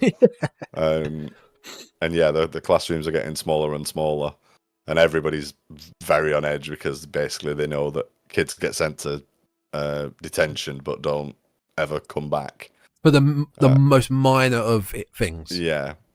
And is it Millhouse drops a pencil or something? It's Wendell drops a pencil. Wendell drops a pencil and she's like, detention. Before this, though, we get a little Marge cameo where the kids run to Marge in the basement. She's doing the laundry and they tell her everything that's going on. They're like, kids, I can't fight your battles anymore. You're 8 and 10. Yeah. You look them in the face and say, don't eat me. Don't eat me, yeah. Like the terrible advice for standing up to a bully. Like, they're more scared of you than you are of them, sort of thing. It's like, one time that I actually need you to step in and do something here. When we come back to the school, we get possibly one of my favourite gags of this whole episode. Is Skinner checking on the children. We got the cage children. We got like Martin in the cage. Mm-hmm. He's like, time to check on the free range children. Just some running around in a circle outside in a pen. Oh, superb. So yeah, we're left with Bart, Millhouse, and Lisa trying to escape the evil clutches of the school's cannibalistic teachers. Willie tries for a 3rd and final time to save them. Yeah, come with me, to kids. No avail. And gets axed in the back once again. Oh, I'm bad at this. And it's really weird though, the way the school is always laid out so weirdly every time. The school layout never makes sense, but at this point they're lured into a room by Lunch Lady Doris and the Bloody Whisk to this they're backing up onto a platform, and beneath them, like maybe 2 stories high, is a blender, a giant meat grinder, sausage maker. Yeah, what would normally be sort of like one of those kitchen top sized like hand crank things. It's like a big version of that, and as they're sort of backing up. Yeah, and Millhouse falls into it. Millhouse does fall. Again, it's just, I know it's a cartoon, but it's brutal. I mean, it's absolutely brutal and quite gory as well. You forget sort of just how sort of we talked about that in the last one that I don't know if they get away with it because it's a goofy little cartoon. They can, but if this was meant to be, let's say The Simpsons was a live action show, still same writing, same humour, shown at the same time of day, this couldn't be shown at the same time of day. This couldn't be shown while having your dinner with a kid falling into a grinder. You won't see him get chopped up, but he's falling into a meat grinder and he's dismembered, completely gone. Mm-hmm. I think they get away with it because it's animated. Yeah. But nevertheless, something will come along and save the Simpsons children. Yeah. I'm sure something will save the Simpsons kids. Alas, it does not. Nope. And Bart wakes up from a spooky nightmare with his family by his side. But we don't end there. No. Then we get a sharp left turn. A very sharp left turn, yeah. Although, am I losing it? But was this gas mentioned earlier on in the episode? Oh. I'm going to have a look now. Now you've said it. Is. You know what? Now you've said it, I have a feeling like it might be. Possibly during the time traveling episode. It's like one of the universes or something. But yeah, basically they got Bart's being comforted for having a nightmare. Don't worry, it was just a nightmare. Yeah, what you really ought to worry about is that gas that's turning people inside out. At which point we notice that it's sort of billowing up against the window, and Homer points out that it's seeping in because of the lousy keep seeping in again strip sealant or whatever it. I don't know if he gives a brand name or something. He probably used no nonsense. Yeah, some or it's just his shoddy DIY work or whatever it is. But yeah, the gas is it seeps in, and all the Simpsons get turned inside out. Which again is just brutal. Absolutely, and it doesn't brutal. End there. No, it doesn't end there. We get a show-stopping number. Because then they get up and sing a big song and dance number with line dancing and leg kicking and. I love this song at the end. A Broadway show. I think it's great. I think the performance at the end is fantastic. I just found what it was, but I got distracted by looking up to see if there was an actual grade F meet. It's a parody of a song called "One" from the musical A Chorus Line. Okay. While the concept of the family being turned inside out by a mysterious fog comes from an episode of the radio show Lights Out. One can be briefly heard at the end of The Shinning when an announcer introduces the Tony Awards on Willie's portable TV. That might be it. Yes, I think that was it. I am just scanning the Wikipedia and it doesn't say anything about there being an earlier reference. I've sworn it was in it. I could say, but I'm not discrediting it. But it's one of those things that now you've said it, if you just planted the idea in my head.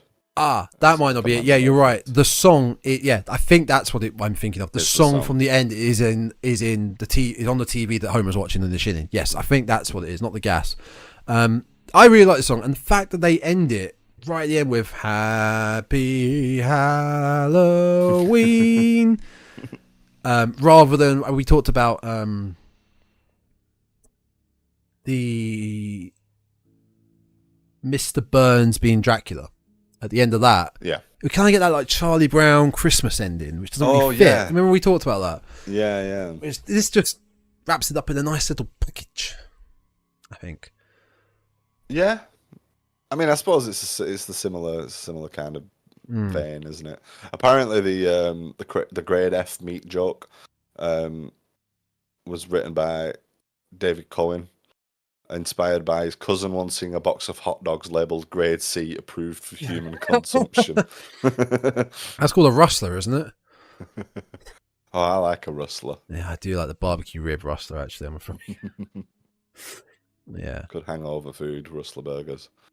That is a banging episode. That is an incredible episode. It really is. Peak Simpsons Halloween. Yeah, it's a good one.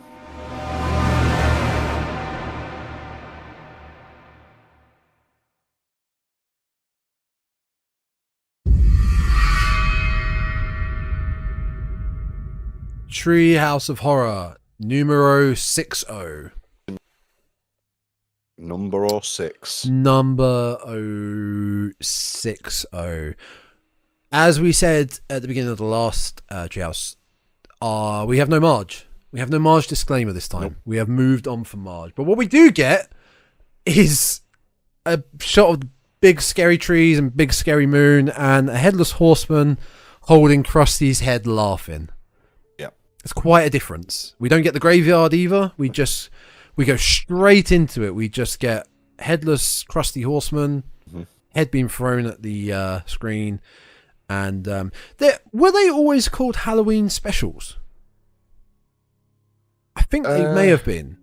I feel like I read something about this in an earlier episode. Yeah, they were. The Treehouse of Horror came later. Yeah. Then they were never actually called Treehouse of Horrors. No. Which kind of makes our whole thing redundant. Simpsons Halloween special, yeah.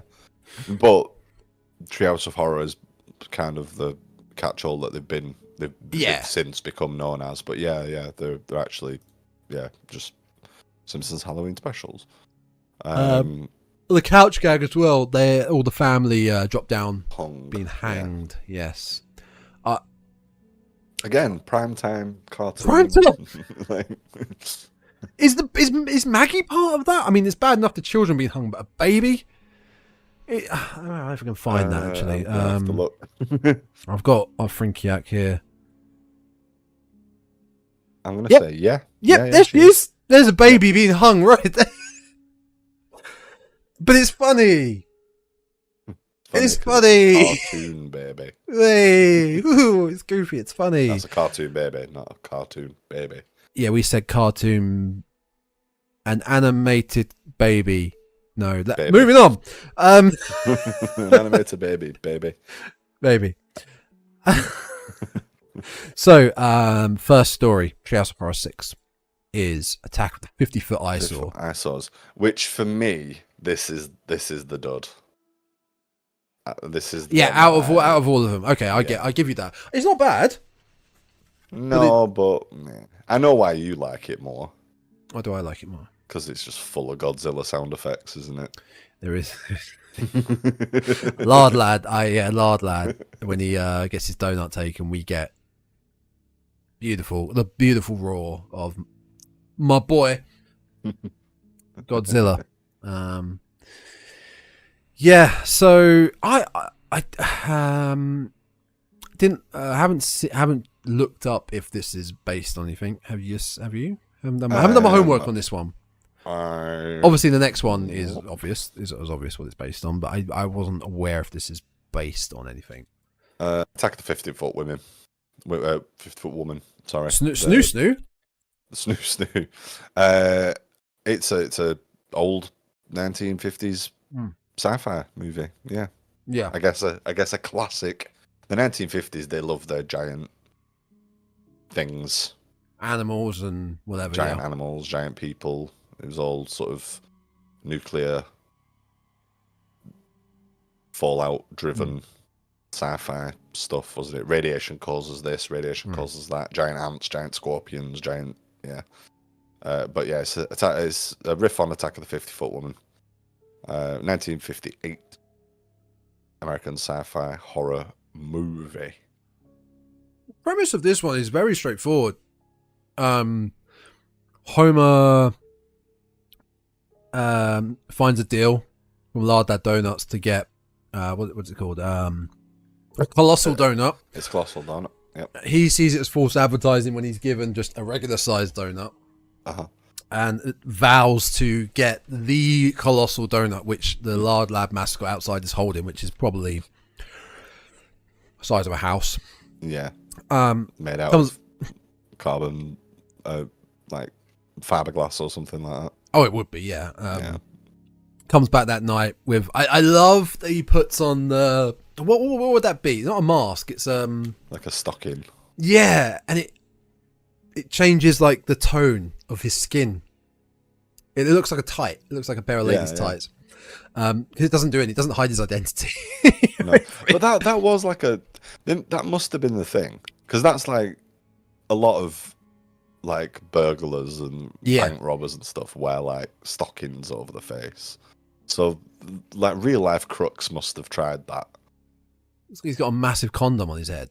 As a thing. I mean, I never. But then I mean, like mask. It's like I never understood like the Lone Ranger little eye mask, how that was supposed to preserve anybody's identity, because that's rubbish. Who is it? Who is it? We'll never know. It's like a classic masquerade ball.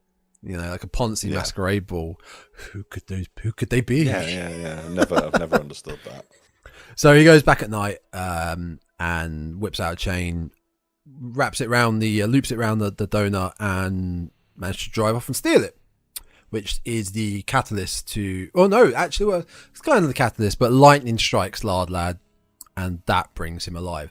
Didn't really understand how all the other advertisers come alive. It's a wizard. It's a cartoon. Stop saying that. Because, all right, fine. We're going to get onto it. How does he get the donut into his house? Well, yeah. Don't you dare. I mean, he dismantled How does he get it and then rebuilt it inside. My point. That was going to be my point. That's the only way I could logically. Isn't there also a radio thing that says something about radiation or space dust or something? I'm sure. Yeah, I think there is some sort of announcement. It's the radio is on the car. It is on in the car while he's doing the business of getting the donut, and it says, astronomers from Tacoma to Vladivostok have just reported an ionic disturbance in the vicinity of the Van Allen belt. Scientists are recommending that all necessary precautions be taken. So there's their out, basically. Yeah. There's their Science did it. Science wizards. And Lard Lad comes alive and gives us the beautiful Godzilla roar. There it is, right there for you folks. Seamless. And then basically that's kind of what we get, is that old sort of classic sci-fi giant monster movie with advertising billboards. Yeah. We also get it's a really funny animated scene. Very quick, but Homer's just sat drinking a beer in the middle of the donut like it's a rubber ring, like a pool, and Marge just pops up like, Homer, where'd you get that from? Where we get the Duff Cowboy, Neon Duff Cowboy comes alive. We get the Zip Boys have big heads, so they have to carry drag their heads. Don't scratch those heads up, fellas. Where are you going? That's definitely not the accent. And then Kent Brockman's billboard comes alive and eats him live on air. But there's a parody of Mr. Peanut. Yes, the peanut walking one, Professor Peanut. Yeah, Professor Peanut, a giant exterminator. Bart and the Devil. Bart at the school, being the devil on the shoulder of the devil. Yeah. And then Lard Lad eventually shows up at Homer's house. He tells him Flanders has it, which is great because you hear the destruction in the background, and then you suddenly, when Lard goes back to Homer's the house, you suddenly see Ned quickly run in the back. Help me, Lord! So perfect. So he gives his donut back. Gives him the donut back, and that'll stop everything. But of course, it doesn't stop everything. Well, it doesn't. They're still on a rampage, and is it Lisa comes up with the idea that they're advertising billboards, and the way to defeat them is to not pay attention.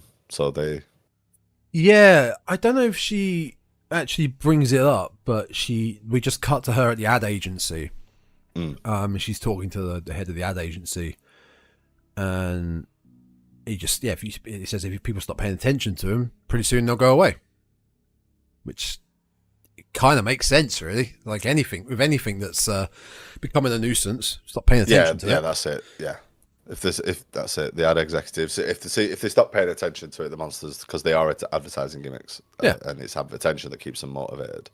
Yeah, so she teams up with Paul Anka, another dated reference, who I'm assuming is famous for singing a load of advertising jingles. Yeah, I mean the ad agency guy tries to come up with a jingle, but he's so bad at it. The monsters.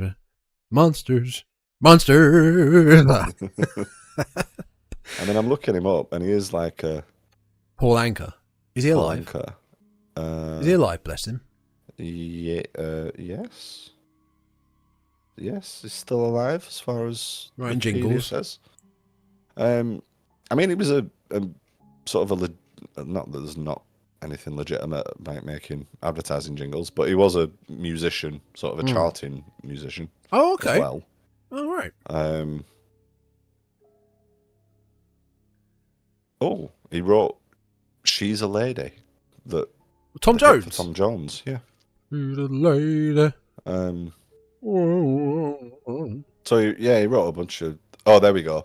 He recorded a jingle for Kodak.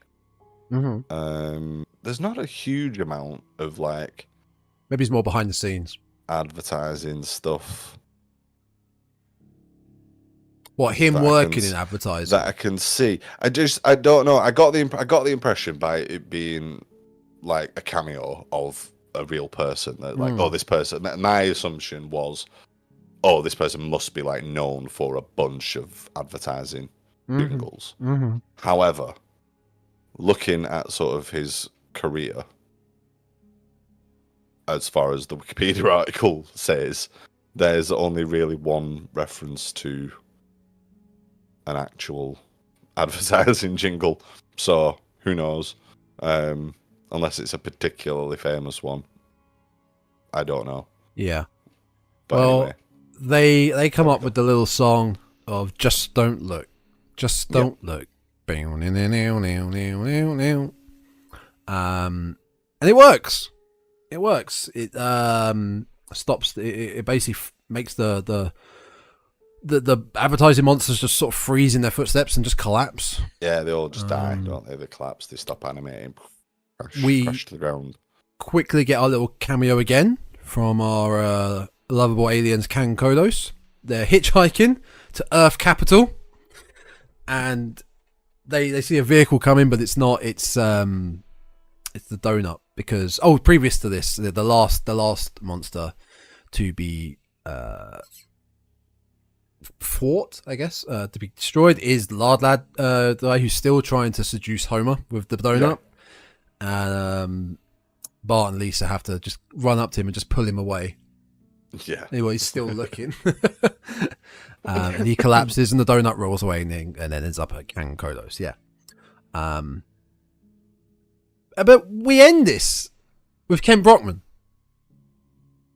doing a news report on lock your doors, bar your windows, because the next advertisement you see could destroy your house and eat your family. He was eaten about 2 minutes ago. Don't say it.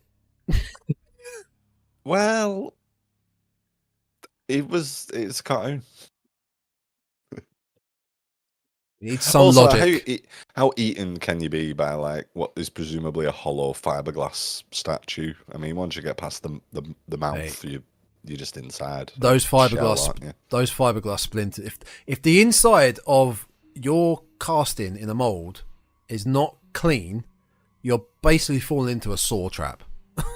Because fiberglass splinters suck.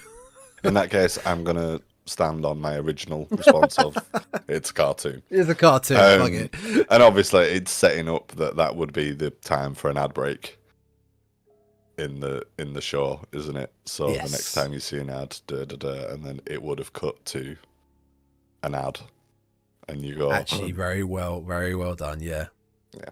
Oh, and we also get Homer. It's quite clever when they do things like that, but obviously it loses something in the later watching when you don't have ad breaks, or at least you don't get ad breaks where they would have traditionally been on the original air. Well, yeah, American ad breaks are positioned differently to British ad breaks. Our shows are split into 15-minute portions. Let's say 13. Yeah. Whereas Americans are... So a half-hour show is split in the middle. American half-hour show is split into thirds. Yeah. So American shows, when they finish, they run straight onto the next one, which to me is so weird. It's a very weird concept.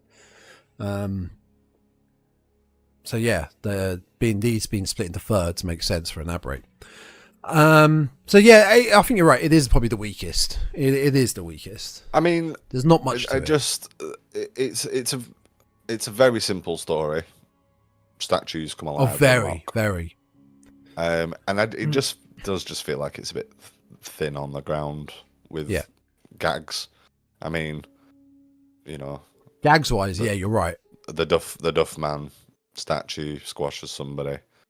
The Lad statue squashes somebody. Kent Brockman gets squashed by a statue of himself. It's like it's one joke repeated with a different sort of, you know. Okay, some of them are kind of the Simpsons world equivalents of real world brands and things like that. But it's a bit of a one trick pony, and there's not really much else gag wise that goes on for it. And I was like, I can miss that one. They just run amok for a bit. That's all. Yeah. I get that. But we then certainly move on to one of the best ones, in my opinion. Of course. In fact, I put this as... I think this is better than the Shinning. I think this may be my favourite one out of all 6 that we're talking about. Oh, yeah, absolutely. I think it is, 100%. yeah. Nightmare on Evergreen Terrace, which obviously... This one, again, I think I said a little bit about this last episode, and this stuck with me for a long time. This is very memorable to me, because at the time that I saw this, I was like weirdly obsessed with Freddy Krueger.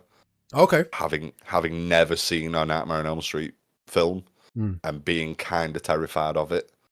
So in that sort of like weird exposure therapy thing that you do with things that you're like kind of frightened of, you seek them out.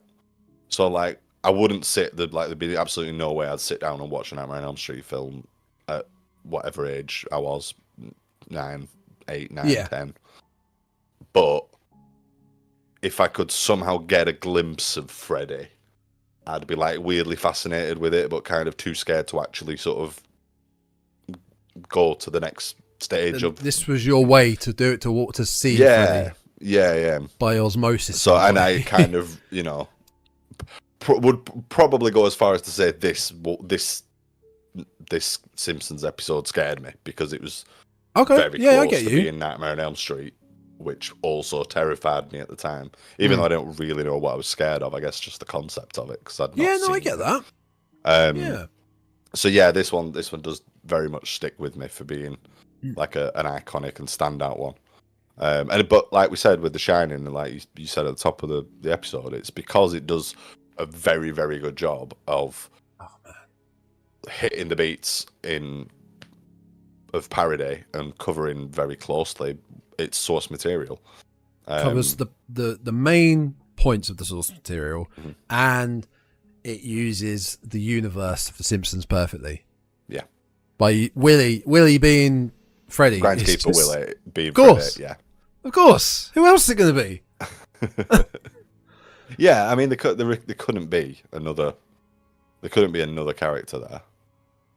Willie's already quite unhinged and just a bit of a madman. In the bullshit, and we're not very good at horror. Not very good. In the remake, the horrible remake, isn't he? He's actually a paedophile. Yeah. Yeah. Oh god, that remake is atrocious. Which he is in the OG. No, not for not like sexual assaulting or like. Well, okay, I don't think it's overtly said, but it's alluded to. Yeah, maybe. I think it's strongly alluded to, but they kind of glossed over it in later.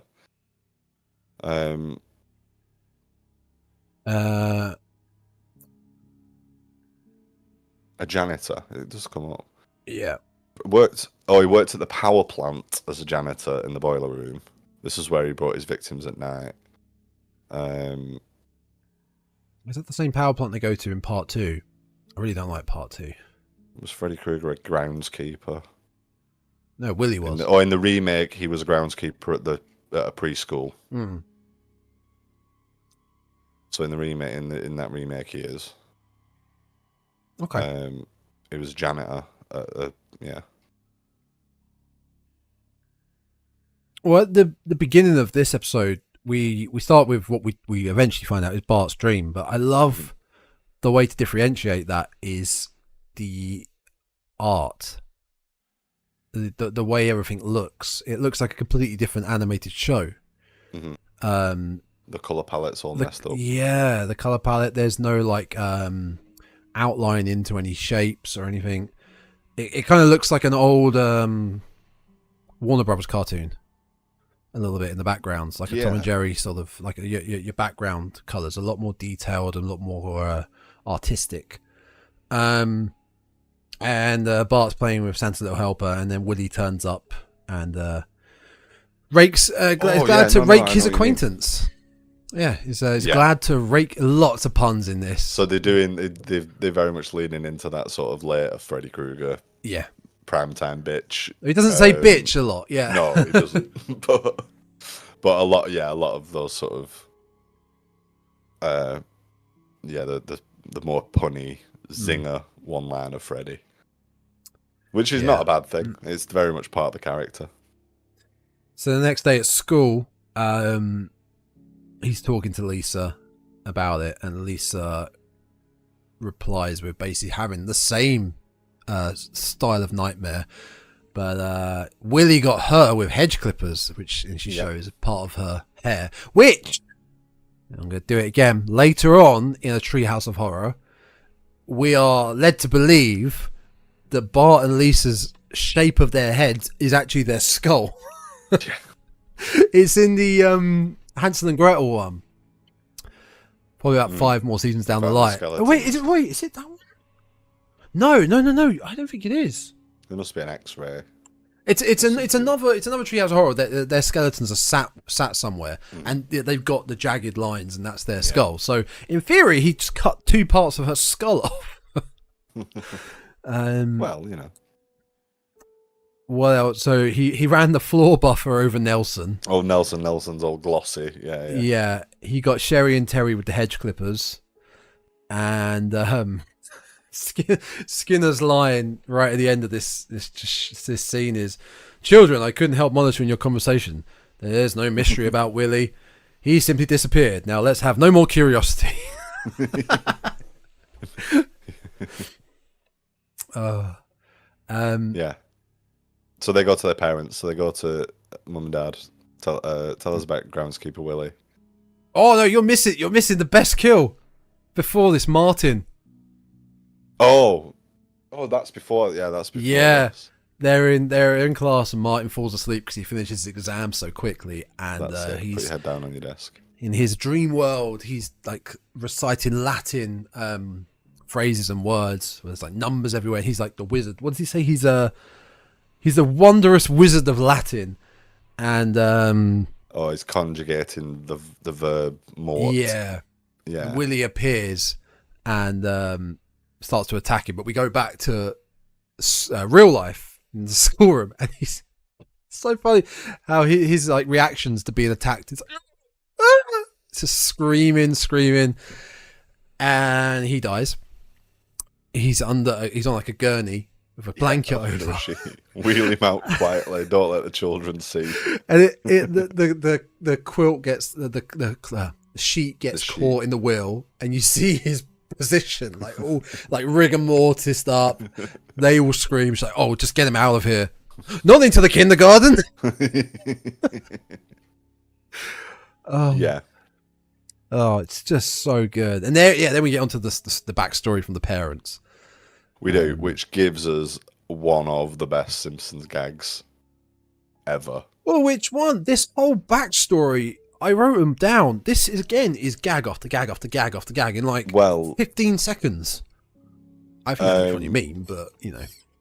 So it's the Margie's telling the story. So they were at the school to discuss. What are they discussing? the 13th. The 13-month calendar. The misprinted calendars. The misprinted calendars that the school had ordered. 13th day of the 13th month. It was the 13th day of the 13th month. and we were here to discuss the misprinted school calendars, which in itself is an absolute genius gag. That's some excellent comedy writing right there. But then we just get another very off-quoted Homer line of lousy March weather. I tell you, I think I use that quite a lot. I use that. If the weather's rubbish, you're like lousy March weather. March weather. Yeah, it's brilliant. I use it a lot. My friend, my mate Joe, uses it a lot. He's a big Simpsons fan as well. It's super. March weather comes out a lot. When they go into the meeting. Wait, is this Yeah, no, it's after this we get do not touch Willie. Good advice. Yeah. And it's the thermostat. We also get can we have some announcements about the school lunch schedule, because I don't like the idea of Milhouse having 2 spaghetti meals in one day. Yeah. Because they're also there to like vote on other ideas. Yeah, it's a parent-teacher association meeting or whatever, general school and things. They all relate to what's happening to Willie because he's down in the boiler room. So when Homer turns the thermostat up, the boiler just explodes in his face. So he's caught on fire. He's trying to escape, and then we cut back to the meeting, and it's what is it? It's $12 doorknob repair. Nay. And the doorknob falls off Willie's door. We go back to the school. It's fire extinguishers, the free refill service offered by the fire department. Fire extinguishers. Nay. It's a free service, people. Nay. So the fire extinguisher doesn't work to put Willie out. Mm-hmm. And then he eventually makes it up to the room. And like, please, Willie. Mr. Van Houten has the floor. So he sits down politely. That's when we get the spaghetti meals line. And he politely sits down. He does. But when it cuts back to him, he's like... It's horrific. Burnt skeleton. And it's terrifying. It's genuinely horrible. This bright red, scorched, like wild, crazy-eyed skeletal Willie. We also hear him getting to that point during... Oh yeah, he's like screaming to death. Topic in the background, just this horrible scream of him burning to death. Mm-hmm. Yeah, he sweeps himself up and put him in the bin. Yeah, he curses. I'm gonna come back and I'll get your children where you can't protect them in their sleep, etc., etc. In their dreams. Crumbles to dust and then sweeps himself up. Yeah. So then we get the final showdown, where Bart and Lisa are trying to stay up all night forever, and it's obviously impossible. Yeah. Bart falls asleep, and they're in this school dreamland, and which does a very good job of capturing like what the dream world in the movies is like, with the same sort of like childlike nursery rhyme soundscape sort of thing going on. Which it's the same but different. Yeah. It's you get that. I mean, it's the thing with the Nightmare movies is sometimes you can't tell that it's a dream until something with Freddy jumps out or whatever. Other times, like at the end of the first movie, it's all that sort of soft focus and weird, and it's quite obviously a dream. Something is just not quite right about it. And they've managed to replicate that in a cartoon, which is, I mean, I guess in some ways easier because it's a cartoon, but everything's just green. It just does a good job of, like, very subtle, just capturing that mood of the movies of the movie that it's taking the Mickey out of. Bart has a showdown with a bagpipe lawnmower. He's like a tractor. Yeah, tractor with a... Well, Bart lures him into the sand pit, which is covered with glass, and Willie's pun is, when I'm done with you, they'll have to do a compost mortem. Yeah. Very good, very good. But then he falls into the sinky sand. He makes some quicksand, a quicksand trap. Yeah. And they think they think he's been defeated. Or Lisa pops up, doesn't she, just before this, and is. Krusty pops up. Oh yeah, I can get back to dreaming my regular dream about me and Krusty winning the Super Bowl. Krusty runs in. Just runs in off camera. Starts laying out the play. And then you're on your own, kid. Yeah. Bagpipe spider. Freddy, that's a fantastic Willie. shot where Krusty and Bart are just talking, and behind Bart you just see silently the legs appearing. Unfolding. It's a brilliant shot. And again, very reminiscent of like a shot from the movie that doesn't necessarily exist in a direct comparison, but is very emotive. Very Freddy-like. Yeah. And Freddy appearing as like a non-human version of himself, like a big sort of Freddy snake, or some other sort of Krueger creature. Like it. Copyright. Trademark.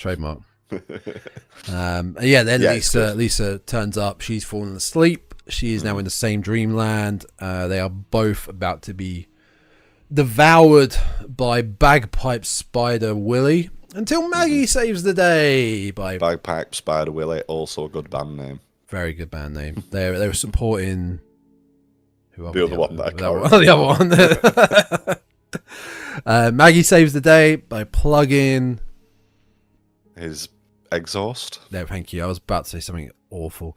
Downspout. Moving on with her pacifier, and he explodes. And they've really weird. As he explodes, because he's like a big helium balloon, they get flung off into space and fly onto a couch that is half of the moon, and then they're back into reality. Yeah. Cartoons. And dreams. Then this is the bit I just never got of the episode. I still don't really understand where they were going with this. When they're back to reality, a bus pulls up outside and Willie just appears. Just gets off it. Yeah. They say something like, "Oh, he'll keep coming back and he'll keep trying to get us." And then I think the gag is that it's not anything like dreamlike or elaborate. He literally just gets off a bus and starts going ooga booga booga. And then but the thing is, go on the bus. Wait here, please. but in this reality, in the actual reality, he in theory died in a school. Yeah, but you've got to stop saying this. We know it's a cartoon. I'm not gonna. I wasn't gonna say it that time, but it's. I don't know. It's just daft, isn't it? It's just funny. Actually, speaking of funny, I love this shot of Willie.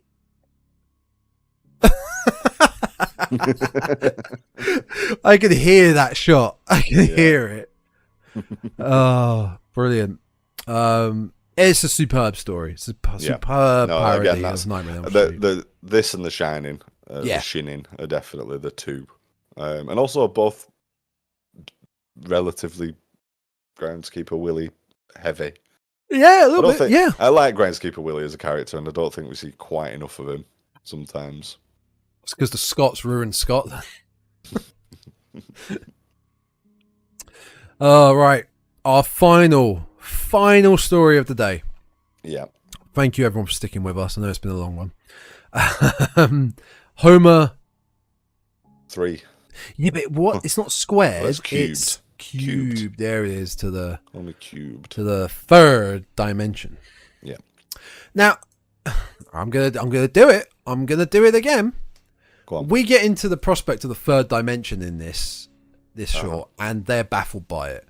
So does that mean everything's 2D in their world? Everything's flat. Everything's Paper Mario.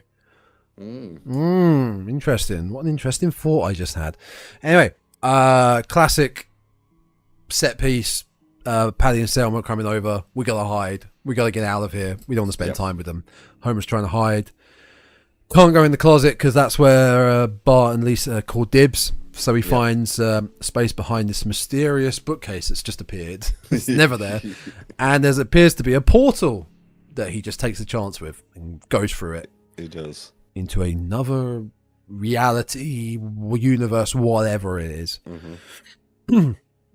And this had to have been a pretty big deal when this episode came out. I do remember this one airing.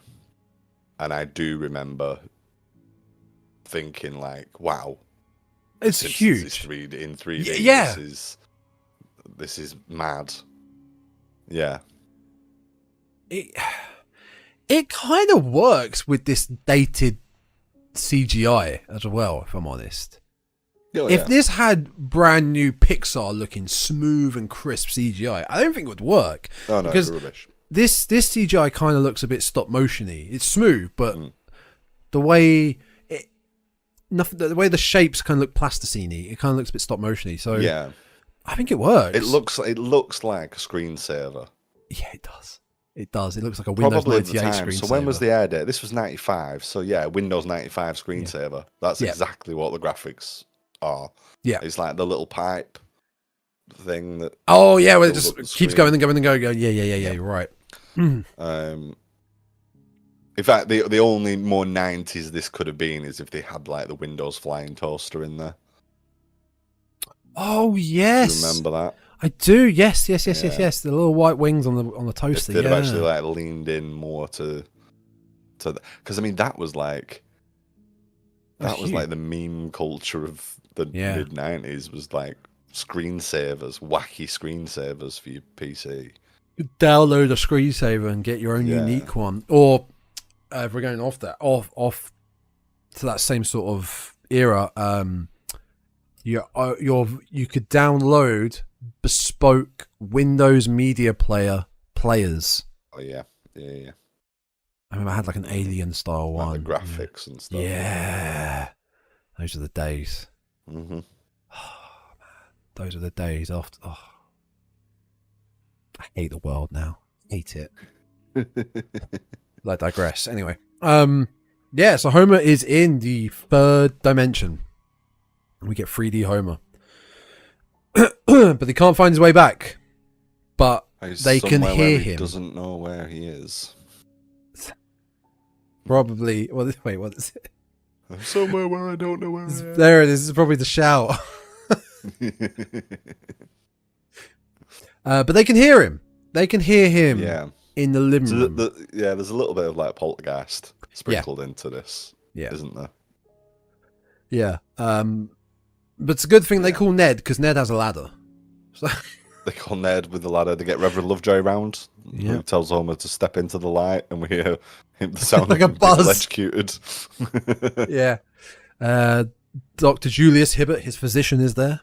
Mm-hmm.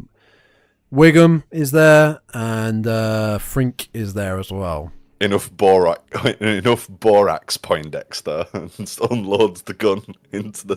Man's life is at stake. We need action. Enough borax Poindexter. Just shoot it. That will solve anything.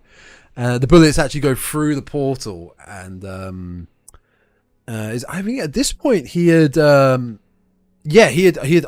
like a vortex, or I guess another portal in this third dimension. By kicking we're all over the place, aren't we, with this little segment? A little bit. We've skipped on a little bit. He has a wander. He has a wander around the third dimension. Yeah. Yeah, he realizes that his stomach sticks out quite a ways behind, and his backside sticks out quite a ways behind that way. There's a reference to the movie Tron, which... Yeah, they actually say it. I still don't really get. I mean, I understand, because basically they ask him to describe what... They're asking Homer to describe what it's like. And he sort of ums and ahs. He says, did anybody see that movie Tron? And it goes around everybody. Nope. Yes. I mean, nope. And was Tron a flop? Because I'd like to think, I mean, I'm not a huge Tron fan, but I've got the impression that, like, Tron's... Yeah, it had very modest sales It didn't do as well as they wanted. And I guess the other reference being that the area, now, yeah, and the area that Homer's in looks like a Tron bike could be going through. Yeah, obviously, I got that. I understood the actual comparison to Tron, but I was always under the impression that Tron was quite a popular film, but I guess commercially, the joke is that actually it wasn't. And you never get another one. You were getting another Tron. Oh boy, with Jared Leto. Yeah. So he's gonna have like tattoos of those little light cycles and stuff. Anyway, and a grill. Moving on. Talk about that guy. Anyway. So yeah, they realize that this all sounds very weird and alien and sciencey and futuristic. So Professor Frink comes to try and explain, and he describes. He'll make you think. He'll make you laugh. He'll make you think. He does describe the third dimension. So he draws the square. Imagine a normal square. Whoa! Hey, Aiden, slow down, Aiden. Hey, whoa, slow down. And yeah, if you extend the square outside across the hypothetical y dimension, you get y-axis. You get the third dimension in which we find our individual trapped. Little Homer head. It's quite a good little fast sketch of Homer. It's brilliant. At which point we get the enough Porex Poindexter and Wiggum. Yeah. So yeah, Homer he has the little cone that's bouncing around the place, like sticks him in the ass, doesn't it? Yeah. And he kicks it, and then the point of the cone punctures the dimension. So yeah, makes a hole and everything starts to get collapsing bigger. and pierces it, if you will. Pierces, yes. And everything's getting sucked down into this. So obviously the time, because we then realize that this third dimension that Homer's in is only a sort of small, finite space. There is an edge to it, and essentially he gets trapped on the far side, the opposite side of where the portal is, and there's a huge chasm in the middle, which sort of replicates that spiral of failure, that diagram that Skinner has with Bart in the center of it, and all the. But I thought I was just sort of reaching. I mean, there. I don't think it's meant to be like a direct, but it's that same shape. It's that same. He shows all the seats, and it gets worse when they're closer to Bart. Bart. That's a great point. Yeah. The thing is, if he ran into that dimension on one side, could he not just run around the circle? It's cartoon. It's I always think that. Just run around it, He's got enough time to like just run around and come back out. But it's Homer. He won't run. Barely jumps. I mean, we get Abe. That Abe coming in the diver suit. Yeah. I just need two stout men to work the bellows, and I'll have him out. No, Pops, it's too risky. No, wait, what does Spring say? There could be cubes in there the size of gorillas. And then Bart takes it upon himself to be the hero and run in. Chucks a rope around himself and runs in with reckless abandon. We get 3D Bart. We get a 3D Bart as well, which I suppose they had to do, didn't they? I mean, this is like mid-90s, so this is the peak of Simpsons mania, and this is when at least the beginning of proper peak mania. Yeah, all the merchandise was coming out because you got those 3D Bart Simpson dolls that were everywhere. Yep, and it usually like a cast plastic head with like the plushy body. Yeah, I always felt they looked really weird, and the action figure line, the first action figure line, I can remember when those first came out as well. Yep. I had the chess set, and these are reminding me of the little chess figures you got. When Homer, we get the thing. The way Bart tries to save him is by climbing on a signpost, which we do see earlier on, which has the Z axis, Y axis, and X axis. Yeah, I always get confused which one's which. And he tries to climb on it. So, I'll save you, Dad. You just gotta reach, and he's nowhere near. He's like miles away. And he's like, you're going to have to jump. And this is where we get the just so good scene of Homer, piece of cake, son. And you see him nonchalantly run. He's like, grab. It's like, no way going to make it. You weren't even going to make it to a quarter of the way across. No. This is not Homer like nearly making it over the Springfield Gorge. Yeah, no, that's a success story compared to this. He's nowhere near, like, you know, a country mile and then some away. So yeah, he plummets into this, you know, void, this abyss, and is sort of broken down into his constituent parts, and they all sort of pop into a little cloud of pixels and evaporate. And seemingly that's the end of Homer. Until some sleazy back alley somewhere in downtown LA. Sherman Oaks, LA. He falls into a dumpster. In such a, I mean, they could have had him appear anywhere. Yeah, I like that it's just nowhere that we know. I do. But you know, they could have had him appear in the middle of like a talk show, like, you know, Letterman or something like that. The Simpsons at this time, they could have. Does happen in a way, actually. Later on, when Lisa and Bart are trying to run away from Itchy and Scratchy, they end up on Regis and Philman. Yes. Yeah, they end up on Regis. Yes, they do. Yeah, they fall into the cooking pot. Yeah, you're right. You're right, they do. But they could, yeah, they could have done something similar. They could have had Homer literally pop into any had another celebrity cameo in there. Yeah. They could have dropped him in absolutely anywhere.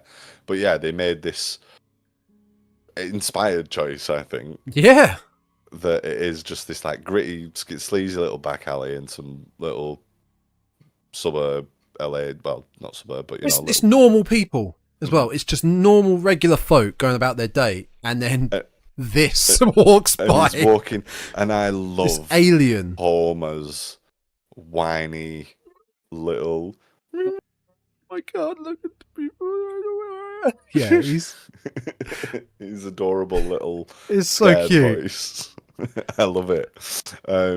So yeah, we get basically that Homer walking down the street and people sort of giving what I assume is a giant alien person in. Well, no, like the real world equivalent would have been like some like an acting purpose. Yeah, it'd be like a golf ball on a stick, or you know, somebody with a big like a mocap or something. Yeah. So reacting to this, you know, whatever they used. But yeah, it's real life animated 3D Homer Simpson. And they never really do it again. I don't think I've ever seen them do this again. I think it was done just for this.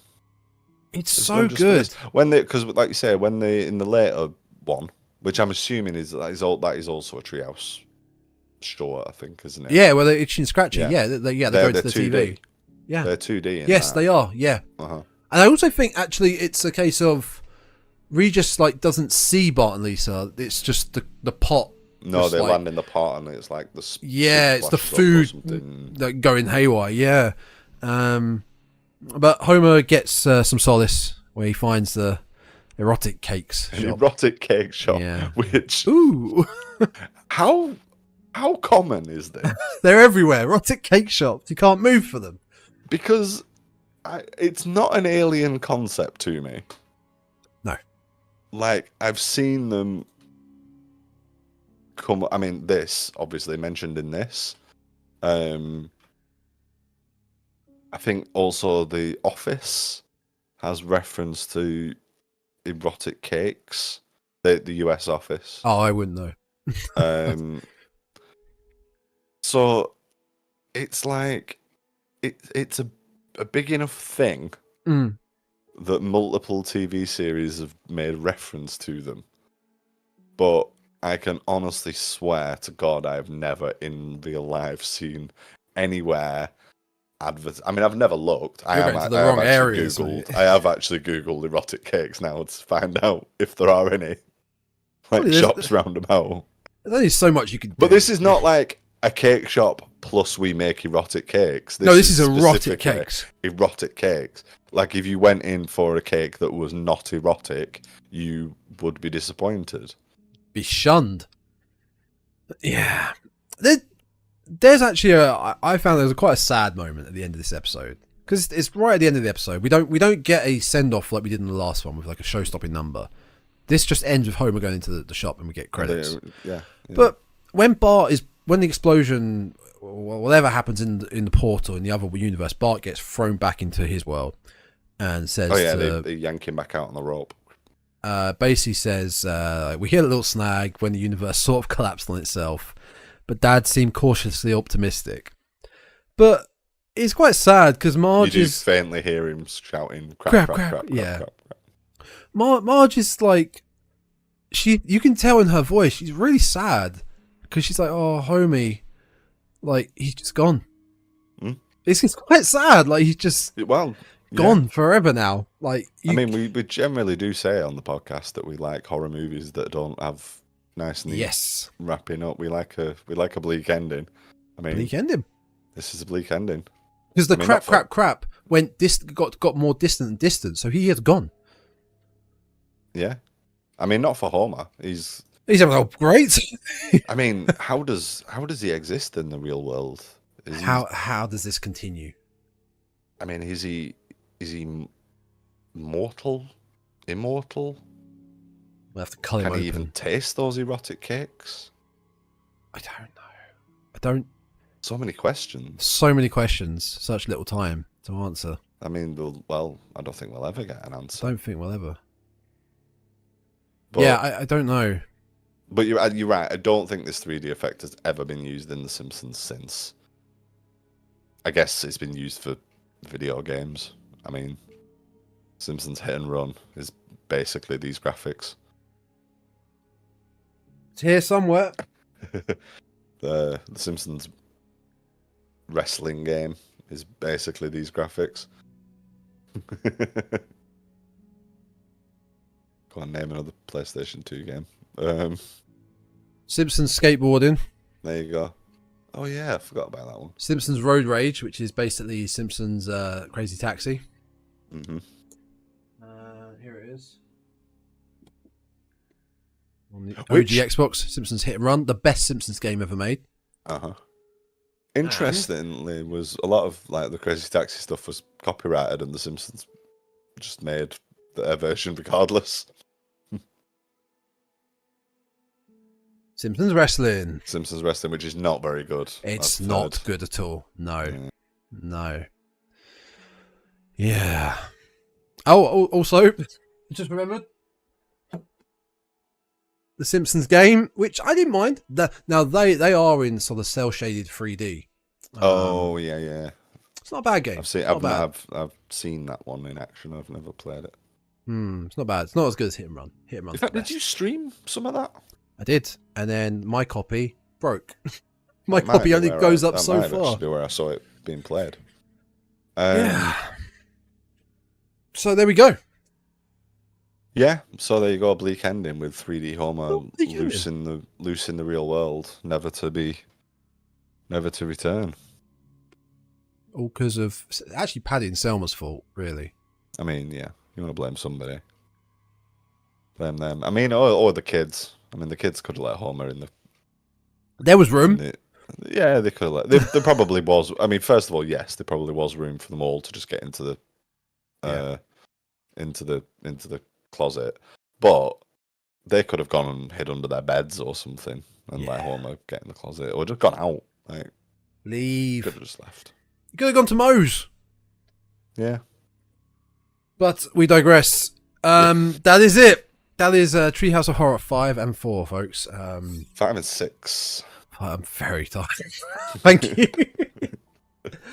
Let's but if you do want to catch up on Treehouse of Horror 4 and 3, that's what I was going for. On the Dreadcast channels. That's exactly what I was going for. And what have we got next, Tom? What have we got next? Well, I was just before I was just quickly looking at Treehouse of Horror 7 and 8. Oh yeah. 7, man. We've got Hugo, Bart's evil twin. We've got Kang and Kodos being Bob Dole, Bill Clinton. 8. We've got nuclear bomb goes off. We've got the Fly, and we've got the whole Mega Man. Yeah, and we've got the Witch Trials. So some again. I got this caramel card. Peak Simpsons.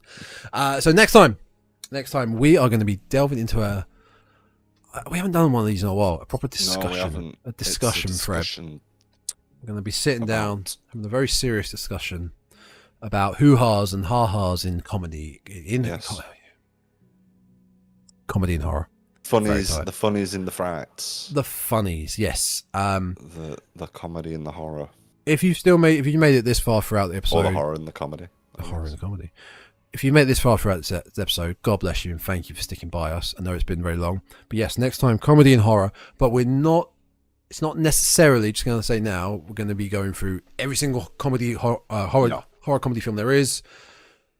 Just want to put that out there now. It's going to be talking about aspects of different films, what works, what doesn't, different everything, generalizing basically. Generalize. Chat about the topic of horror films with comedy aspects and comedy films with horror aspects and horror comedy. We need to get out of here. We need to get out of it now. We need to leave. Some of what works, what doesn't work. Some of our favourites. Ones to watch, ones to not watch, ones to look out for, and yeah, if you've got some contributions to make on that subject, then you can email us dreadcastpodcast@gmail.com. Yep. Or leave us a comment on the various socials, the YouTube channel, the _Dreadcast. Yeah, our individual Twitters, and yeah, comedy and horror. Obviously, we'll be talking about some big hitters. I'm looking forward to it. And hopefully one or two sort of unsung heroes as well. Yeah, I'm looking forward to it. Like I said, last discussion maybe would have been what scares you in horror. Yeah, that was a long. That was a year ago. One of the first ones I did. Yeah, it was a while back. Yeah. Cool. Right. Okay. Until next time, then, folks. Thanks again for listening. Thank you very much. Thank you very much. Take care. Bye. Bye. Bye.